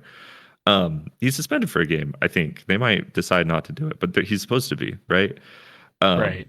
And flops are going to lead to suspensions. It's just like, you just have to enforce the rule as it's written, and I think it would fix it more, at least. Yeah, and I agree with you there. I think it could be a thing you watch on replay, or that the refs get into after the game and give you a tech. And I think players would get pissed off about that, but I also think it would make them think twice about it too. Yeah. You know what I mean? and not have it be a part of your game. Like foul baiting should be part of your game as a part of the game, but Yeah. like flopping to lie about the foul or to even to make it more I mean, noticeable it's is like, it's the shut up shit and we've ball. seen. It's Yeah. the shit we've seen with the rule change, with the Harden and the Trae Young and the Marcus Smart and like some of these players that See, have like made that, I it. feel like it does go back to like it's okay when someone I like does it. Yeah. Because True. you know, No, Trae Young. Fuck that. That really is my thing though. Like Jokic and Luka flopping is like, dude, you are actually two of the best players in the league. Like, this is not necessary. Maybe you're having an off game, but like honestly foul bait then. Don't. Well, and I think part of the problem too is how refereeing a game of basketball seems to be like the all-stars get more leniency than other players, which has always been a problem, always. And I don't know how we change that, because it shouldn't be that. I mean, it's disgusting watching Luka flop. Like, you don't need it. But that's part of the complain. entertainment value. Like that's the issue. Yeah. Like there's so much that's surrounding it, right? Like foul baiting is one of those things where it's like you really can't solve it because it's just such a combination of so many different factors that like. Yeah, and I mean it's metagaming too, right? Like if I can get a free point, let me get the free point. You know. And the problem, I think, the solution, I think, has just been the solution is changes destroy to the Poly rules Market. they've done. Kill Kalshi. Yes, this is the key to all betterment. It's true. Yeah, that's the bottom line. It's hard, and I think the only way you're going to do it is after years worth of them changing the game is to change the rules, and that's really what we've done since that initial big rule change in 2004 has been 5 years will go by and the players have found a way to make the foul system work for them. Let's change the rules. And I think it's always going to be reactive, and it's a bummer, but like that's the only fix. Yeah, I mean, on top of that, it's like I'm watching great games. Like, it's still fun to watch. It is a bummer. There's some games that are just like, this is. I'm sorry. Sometimes you're having a it's bad just game, but so egregious. Yeah. Either way, we gotta throw it up for the new second most points scored in a game, Bam Adebayo. The most free throws attempted in a game. Incredible performance. Crazy. I still think it's an accomplishment, but I do. I still am like Udoka talking about it. Like, how many free throws? The Wizards? Like, okay, it's so funny. It's so well, good. and I think that game is you do the rule change in 2004 and you draw a long line to that game. Yeah, and that is what has changed. All the 3-pointers. All the fouls, all the free throw line shit where he is manipulating the game to turn it into something just absurd. What I love is you watch that game and the Wizards start playing a different game than basketball. Because the Wizards start playing a game of stop Bam from scoring. And that's beautiful, right? This is just that is fun, right? I'm on both sides. I'm on both sides. Yeah. It's not good basketball. It's a different game, and it's great. Like, right? There's no part of me that wants him to sit in the third quarter and be like, "No, I don't need to chase this." By the way, absolutely chase it. Okay, Clay had 60 points and 11 dribbles. Okay, that's incredible. Yeah, I mean that game was wild. Insane. How do you sit him? How dare you? And it's right. Like, you have to go for it, but it's also like I said, it's a direct line. To the rule change. 46 free throw attempts. Incredible. I love it. You can't be mad at it because Olympic that's gold what medalist Bam Adebayo. That's what they changed the game into. Yeah, fantastic. Okay. It's funny because immediately after people were like, "Oh, the game's over. The game's over. There's cooked. We're cooked. It's cooked." You know. Bam, but it's funny. It feels Adebayo. like we see that like every 2 years. Like 2 years ago, I remember this exact same conversation happening. You're not wrong. I mean, it's crazy. Like, it's so funny how salty, because like Luka's, he needed one more assist for a 50-point triple double.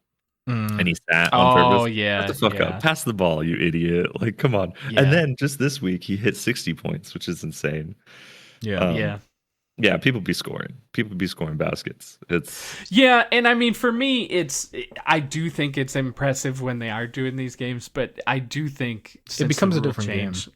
Yeah. Since the rule change, I feel like you can almost add like 10 points to everybody's average to be like equal to what it used to be. So like back in the day, I do feel like that Bam game would have been like, oh, he got to 60. Yeah. What a huge deal. But like now it's because of the changes we've made, you get 10 like, easy. Oh, right. Yeah, like Luka he got Andrews, to 83, but it's also 10. like, you know, it's just like Twitter engagement these days. You know, it's like you can get 100K on a viral tweet, and it's like, but then if you were like, knows what this is like right now, anyway. Yeah, it's just you got to scale it differently. You know, you got to scale it differently. That is it, really, isn't it? And it's like, you know, if James Harden, when he was averaging his like 35 or whatever per game. You put that back in 1998, that dude's only averaging like 23 points per game. Get the fuck out. I love how much you hate James Harden. I hate him, dude. I love it so much. Ruining the game of basketball. Oh, it brings me so much joy. Okay. You know what I hope happens with the Bam thing is that Asia goes off and gets somehow higher. No, sorry. Than she's him. the highest paid WNBA player. Is all. I don't think she has the all-time league high, but she's up there. Yeah, she is up there. I know she's up there. Yeah, she should. It would be awesome. It would be great to see her respond this year and somehow get even more than him. You know, she deserves it. Okay. So now, what do we got? Last 2 minutes. We got the last 2 minutes. So do we spend 2 minutes talking about this, and only 2 minutes? I just want to go absolutely real quick.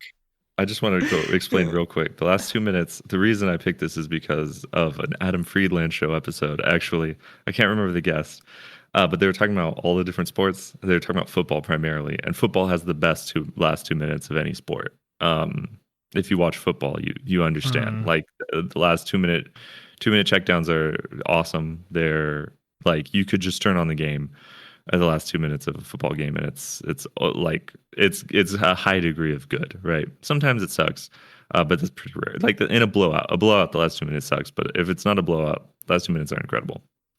Basketball is the complete opposite. Everything stops in basketball in the last 2 minutes, and everything that they can do to stop the play happens. So this is the real one where it's like, how do we solve it? How do we solve the last 2 minutes of basketball? Waiting. I don't know, point waiting. Points matter more. Wow, you make more points in the last 2 minutes? Then that would make even more stoppages, though, right?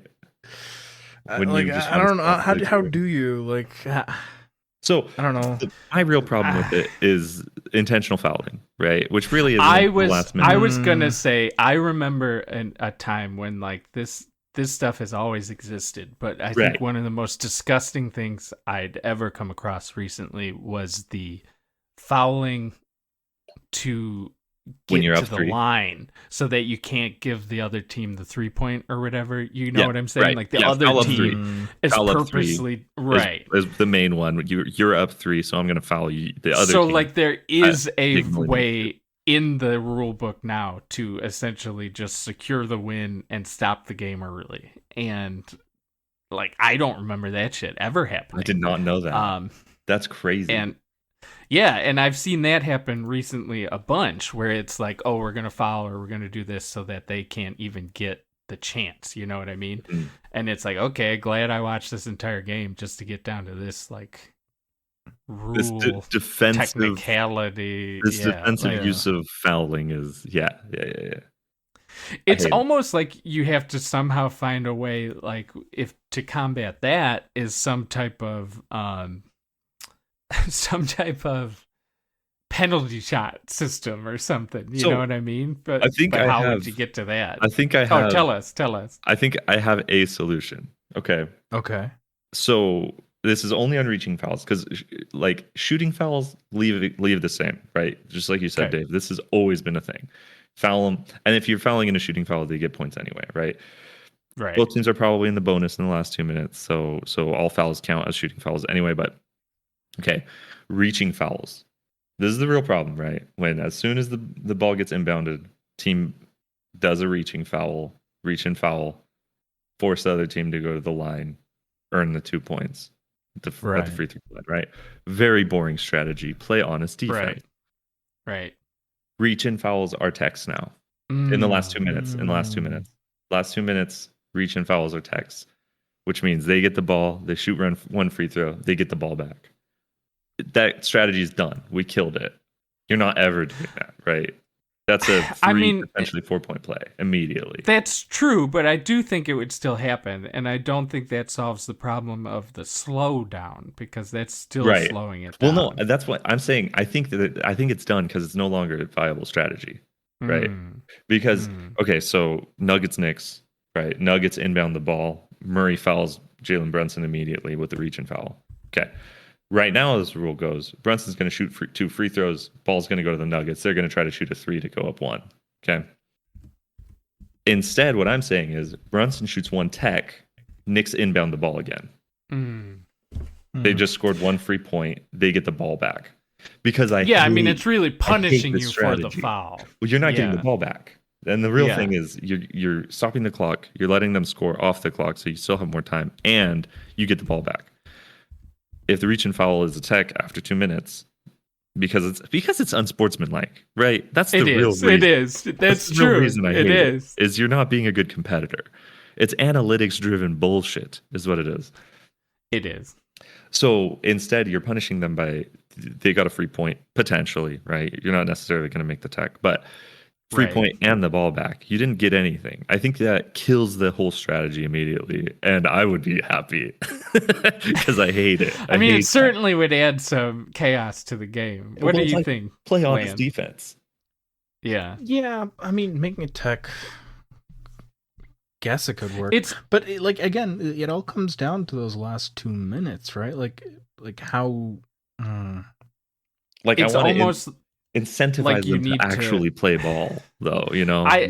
What about if in the last 2 minutes we just don't call fouls? Just go ham. Let's just start killing each other. Like you just gotta get out there and play. Kendra said it's an automatic ejection. So you do the reach and foul, you eject the player who did the reach and foul. They still get the 2 free throws. So full on Iron Man. Everything else is the same. But you're going to go through your 12 guys. That's true. You run out of guys. Which is why I don't like that strategy, because I'm like, you're not actually going to change the behavior. You're going to change the things that happen. Which is why I like the tech, because it's like this is only punishing you. There's no upside to there is doing no the reach and upside foul. to getting that. It doesn't help you. Coaches are immediately going to be like, this is no longer the strategy. And again, shooting fouls fine. If you let them shoot and then you foul them, there's a 40% chance of upside, because if the ball doesn't go in, right, you're not. It's not a 3 or 4 point play, right? But I think that because I think it stops the reach and fouls specifically, just because. I mean, it certainly is a great first step, right? Because it stops the intentional fouling, it stops the slowdown. I think a big thing for me is I would like some type of, how we have the coaches' reviews and all that. Like there definitely needs to be something implemented in the last 2 minutes for reviews that don't come from a team and aren't punishing a team. Like automatic. Yeah, because a lot of shit is being missed because it's like, oh, we no longer have that option. You know what I mean? Or we didn't want to use that option. And there's a bunch of stuff that should be being looked at in the last 2 minutes because it literally decides the game. Yeah. I don't know. Yeah, official review stuff in other sports works too, right? That does it seems like NBA refs take the longest to review plays, though. Also, so that's totally a thing that is part of the slowdown too, because coaches will save their challenges for the last 2 minutes too, and it's like, okay, the last 2 minutes is going to take 30. This is going to take forever. But that is kind of, I get that too. That part is more understandable than the okay. Maybe we could do a thing where you're only no, I was gonna say maybe you're allowed only so many take fouls, Like, well, that's already sort of that's in. kind of the bonus, though, right? Like, I the bonus know, already but punishes like that.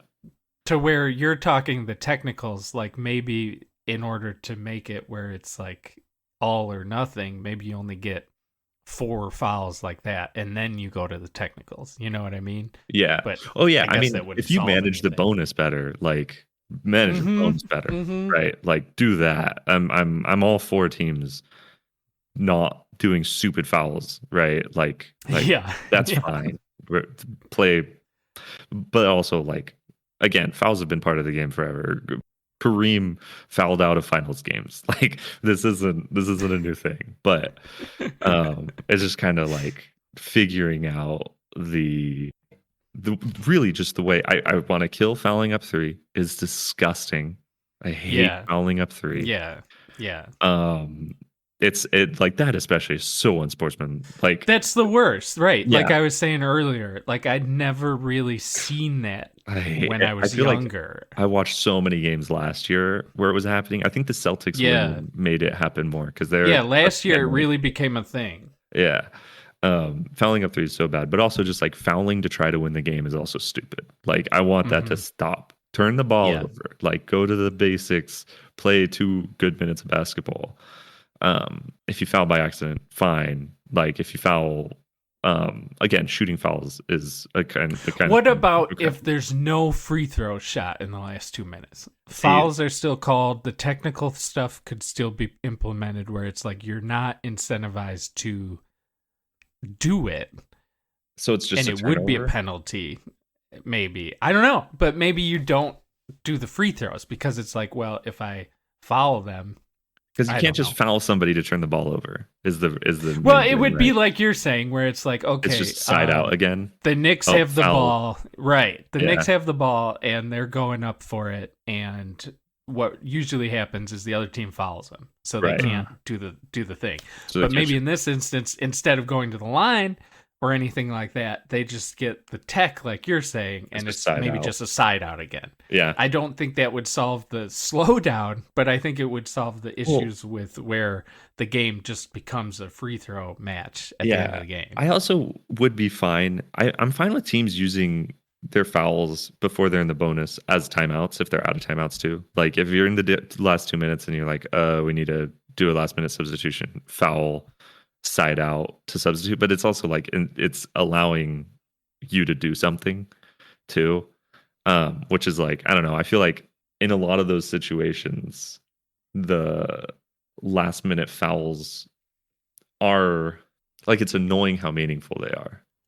Yeah. And that's all I'm thinking too. Is it's like it becomes part of the game, and like I guess if you did a 2-minute warning and then came down to it, it would be like, okay, fouls are no longer part of the play. It's you foul. You need to just or play. At least, again, intentional fouls. Like if you're right, like I think you'd have to. But how do you deter? Like, I don't know.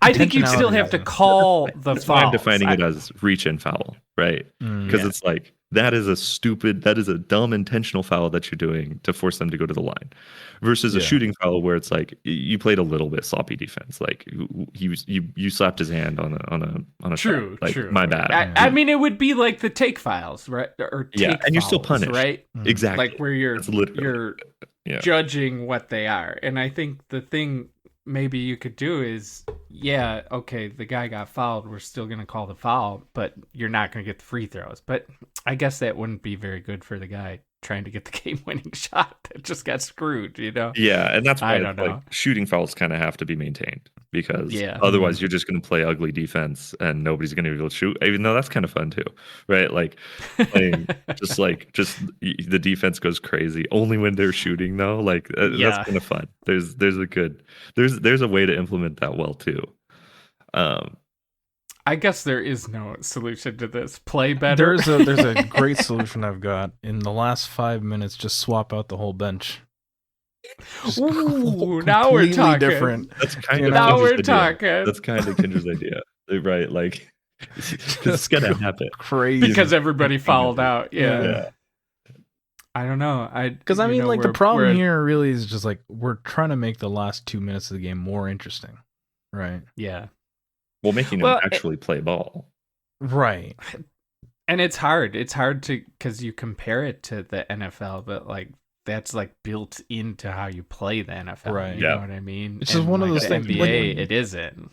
Yeah, it's like asking the same thing of baseball. Like baseball is just not built in a way where the last 2 minutes, unless it's like really.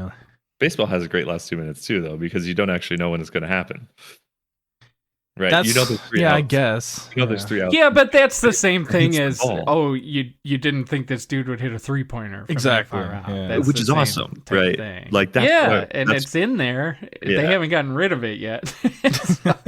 Yeah, well, and that's the thing. I think that's the frustrating thing too. Like the most annoying close games slow down so much, and sometimes that creates there's a good interaction there where it slows down those last 90 seconds or whatever of a basketball game, and that last 90 seconds feels awesome. Yeah. But it's when, the fouling up 3 is disgusting. And then it's when like when both teams, this game's going to be decided by 1 point, and they're both fouling each other to hope that, the odds end up that Murray misses his 12th free throw and now we tie it up and go into overtime. Like that sucks. And it's boring. It's boring to watch. Or at least, I have found I like it now, but like anybody who just watches 10 basketball games a year is like, this is horrible. Why do you watch this? It's like, well, yeah, the drama. Yeah, and I get that. I get that. Yeah. The hard part is I don't know that there's any way you could fix it without just like it's built. You know what I mean? Yeah. You know what? I like my reach and foul as a tech now in the last 2 minutes. It's a good start. It's an absolute. I absolutely agree with you that it's a good start. But I do think like a lot more of those fouls are just going to get closer to when you're shooting the ball, which will make the time go faster too. So it's like, it's a start. It's something. The fouling up 3 is so disgusting. I hate it. It is. Well, much like the last 2 minutes of an NBA game, so did this result in some type of failure. This was supposed to be 40 minutes. This was supposed to be 40 minutes long. That was the goal. You really thought this was going to be 40 minutes long? No, but it was the goal, Sometimes you go, I'm going to score 40 points this game, and then you're Bam Adebayo, and he scored 83. Okay. Yep. Yeah. Frankly, it sounds like you were foul baiting. What's going to happen? Sounds like you were foul baiting, Keigen. He was. Yeah. I got 3 though. Yeah, again, it's only foul baiting when we don't like it. We're in overtime now, folks. Please send this to Adam Silver. I think this would be really helpful for him to listen to. I do too. I think he needs to listen to more white boys and Canadians talk about basketball and how he should do a better job. That's his target audience. Yeah. Introduce at least 3 more Canadian teams. Bring in more Dominicans into the sport. Oh my goodness! We can't do expansion right now. I know. Okay, these are my 3 cities they should expand to. Okay. I'm doing 3. They're gonna have to move a team. I don't care which one. Okay. Vancouver, Seattle, Mexico City. It should be those. Mexico City. Interesting. You only have to do 2. It's gonna be Seattle. Seattle's got to be one of them. And I think Mexico City is number 2. I think Mexico City is number 2. Because get the Timberwolves out of the fucking West.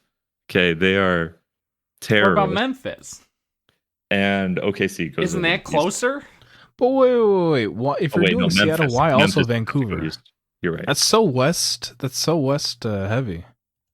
I just think what city do you want? Montreal. I don't Toronto's way over there. Kingston. Let's get Kingston in the NBA. You want another? The Sacramento Kings can move to be. Smart. I like there we what go. You're now saying we're talking. there. Now we're talking. Yeah. No, I think the funniest thing would be to move the Clippers to Seattle. Ugh, I think that would be so funny. You're disgusting me. But the Intuit one was so expensive. What is the franchise history? What is the franchise history? That would be funny. It would be so funny. Yeah, San Diego, LA, and then Seattle. It would be the funniest thing ever. But yeah, no, OKC needs to move, and you're right, Memphis moves to Memphis the is the closest, right? It doesn't make any sense that it's in the West. Borderline. It doesn't make any sense that it's in the West. And then OKC just because they were Vancouver, right? They didn't want to swap stuff around. Makes no sense. Anyway, Mexico City is what like it's they already have Kobe jerseys there. Like you already have a market. That would be a fun one. They do have a good market, so I think they'd succeed. I think Vancouver would fail again because they never gave a shit about that team. Fine, Seattle, Mexico City. Why you guys are mean? Hey, come on, Montreal, Montreal. Okay, I would love another Canada should have another team. Frankly, we do need another team. I just don't think Vancouver is that. Or say fuck it and give it to Calgary. Now you're talking. Oh yeah. Well, because they have hockey anyway, right? You just throw some wood on top of that ice. They have quite Make a few it work things somehow there. Yeah, Calgary's got quite a few things there, but also a lot of Filipinos there. So hey, you're all set. What was that? What was that, Keigen? Sorry, my internet's cutting out. I couldn't. My internet's cutting out. Look, as long as we get the Supersonics back and they can take back their history from fucking Thunder, KD wins a ring there. Wins his third ring. As a 40-year-old man. Yeah. I'd finally like KD. He'd still be 26, 5-5 or whatever, you know. He probably would. His game age is like Kareem's. Anyway, all beloved listeners, we fixed the NBA. You're welcome. Actually, when you're hearing me saying this, we're doing a ton of stuff on the Patreon. So go to patreon.com/midnightgrappleanimals. Pornography season 2 is back, or is here, whatever. If you want to hear us yap about that, and you do, go there. Patreon.com/midnightgrappleanimals. I know, I do. yeah. Give me $5, Dave, so you could go listen to pornography. Dave will be on that episode probably on one of them. So yes. Go over there. I'm okay with that. I'm skipping the rest of the ramble. You know, the listeners. You know where to go. Beautiful. Check the description. Check the description. We love you. Tastemaker's grab bag. I'm not gonna make you go first, Dave. Okay, because I feel like my co-hosts always make our guests go first, and I don't understand. So, Lan, you have to go first. Tastemaker's grab bag. That's not entirely false either. Feelings can't be wrong. Yeah. Just kidding. Len, you go first. Tastemakers grab bag. What did you watch last night between when we recorded yesterday and today? I watched Project Hail Mary between our last recording and this recording. Is it good? It's good. I liked it well enough. It's no 21 Jump Street, is what I keep telling all my friends. Okay. It's no 21 Jump Street. I think people are gonna be very annoying about it. I don't know if I'd recommend it. It's the thing. Like I liked it well enough. It's hovering above the bag. Yeah. Again, it's no Nirvana the band, the show, the movie. Okay. You know. If I were to recommend something, I would recommend Matt Johnson's Blackberry. I think a lot of people get real tired of the corporate biopic, but honestly, Blackberry's got the sauce. That's pretty good. It was a good movie. Yeah. That's pretty good. Yeah, I like that one. Yeah, if you can find a version, the 3-hour-long series version of it, go seek it out. I haven't watched it yet, but I'm really interested in seeing what else they could add to that. I think it's like 2 hours already, so an extra hour of material. That's an extra third. That's incredible. Yeah. No, actually, 50% increase in product. My God. Sure. Now you're really talking like an Adam Silver franchisee. Yeah. Hey, Adam Silver, let me work for the Supersonic team. Let me work for them. For them, yes. But yeah, I think that's it. I think that's all I'm going to recommend this time. Blackberry. Heard. Okay. Dave, do you want to go next or do you want to go last? Whatever. Yeah, I'm recommending what I've been into lately. Yeah, that's what you're saying. Yeah. What you recommend? Well, you know, I finished Resident Evil 9 this week. Okay. I quite enjoyed it. I quite enjoyed it. Of the team. That's what's up. It's not perfect. I don't love the reuse of assets that always happens in these games, but I quite enjoyed the game. I'd recommend that. I've been watching a lot of Digimon. Yes, so sir. I can't. I've seen that. I've seen the One Piece as well. I think. I've been seeing the Letterboxd Let's just reviews, recommend. Yeah, some Hosoda anime movies. That's what I'm gonna recommend. Like, what a life-changing experience. Coming in late, I'd never experienced these, so it was quite exciting to watch such. Honestly, great it's films. incredible watching Hosoda's Digimon movies after watching those old Pokemon movies. Because, like, not to call it a gulf, the but difference. it's a difference for sure. Like, not even like the talent, like this is better, but just the vibe of it, like the experience is so different. Like, it's crazy to grow up with Digimon and Pokemon and be like, oh yeah, very similar, and it's like they're not the same at all. This shit ain't similar at all. So yeah, I've been enjoying that. I've been rereading some books that I read back in high school. Wow. That are based on a card game, The Legend of the Five Rings, the Clan War series. They're like samurai set, like a fictional, like Japan nation. That's what's up. And it's been fun to reread those from the 2000s. They're solid books. Go read the Clan War novels. So. Nice. Yeah, that's about it. All right. Well, I saved this one for this episode. I saved this stuff because I have been watching all of the finals games since 1990 on NBA League Pass. So 90s series, Pistons, Blazers. We did 91, which was so fun. Because months ago, at this point, weeks ago, 91's an awesome series. I recommended the Showtime Lakers show on HBO Max. Game Time, I think it is. Winning Time, one of those. Winning Time. Very good. Okay, very good. So then I watched the 1985 I'm surprised we didn't bring finals. up the Riley rule during the All-Star thing. Well, kind of a goat though. Anyway, it's okay when the guys I like do it. Kind of a goat. I don't know what to tell you. Anyway, so then I watched the 85 final series on YouTube. Horrible quality, awful. And then I got to watch a bunch of the commercials too, which was kind of fun. But Lakers Celtics, when they beat the belt to ass, Kareem won the Finals MVP, and he's the oldest Finals MVP winner ever. So that's a longevity stat that I don't think LeBron is ever going to get.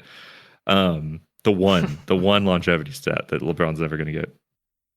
So then I watched that, and then I got to the 91 finals, right? Lakers, Bulls. So sick. So awesome. The series, the 95, or I'm sorry, 85, and the 91. Fantastic narrative. You're not getting a better narrative in television, even. Taking the torch, passing the mantle. It's so good, man. God. And then Dream Team was right after that too. It's just fantastic. Just that Lakers team still has Worthy. It's got Sam Perkins. It's got Divac. Like, that is it. Yeah. Like, Divac people forget that series. Magic Johnson like played with those dudes. Yeah. And, like, what a series that is. Because the AIDS. Yeah. Well, yeah. Right. Anyway. The superpower. Right. Of course.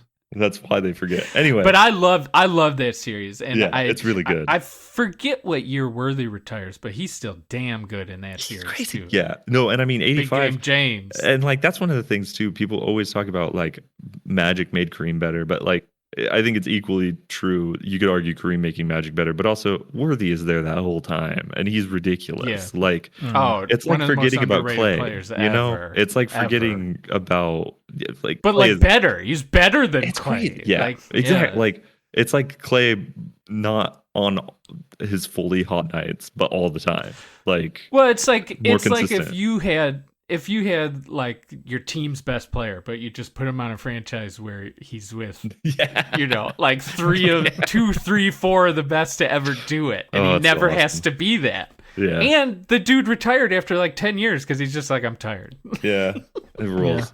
So everybody forgets it. Yeah, no, and I think watching all of the finals is like all the narratives are so good too. Like even Danny Ainge just like team hopping to teams that are on in the finals constantly. On the Blazers, he's always there.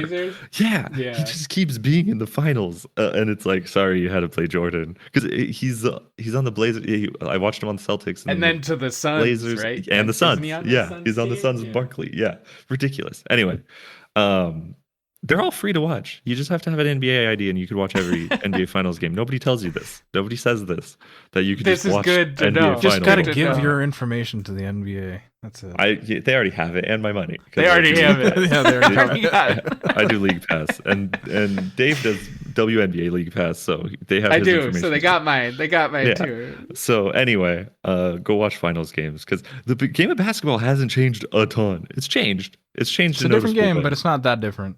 Yeah, right. It's still recognizable and fun to watch. So that is, I've been doing that at work and when I work at home, and it's very fun. So anyway, it was great getting to talk about basketball for 2 hours, and I hope you, dear listener, enjoyed hearing about me talking about basketball for 2 hours with my friends. So thanks for listening, and until next time, keep on grappling. Dave, it hasn't been that long since you were on here last time. I was supposed to say it. I'm bouncing out. You know. Got it. I didn't know I was supposed to. Keep on grappling. You know, just keep on grappling. Yeah, there we go. That's all. You did it. You got it in one. I was deferring to the hosts. You know, I'm just a guest. The guy who says as always doesn't even end up saying it. Yeah, because it's like a call and response. No, Dave was thinking he was supposed to say stay horny was what he thought. I gotta stay humble. I gotta stay humble. I can't be in the spotlight. You know, stay humble. Stay humble is pretty good. Maybe that's pornography season 2. Yeah, it's not about being horny anymore. Maybe. He got hurt. He did get hurt.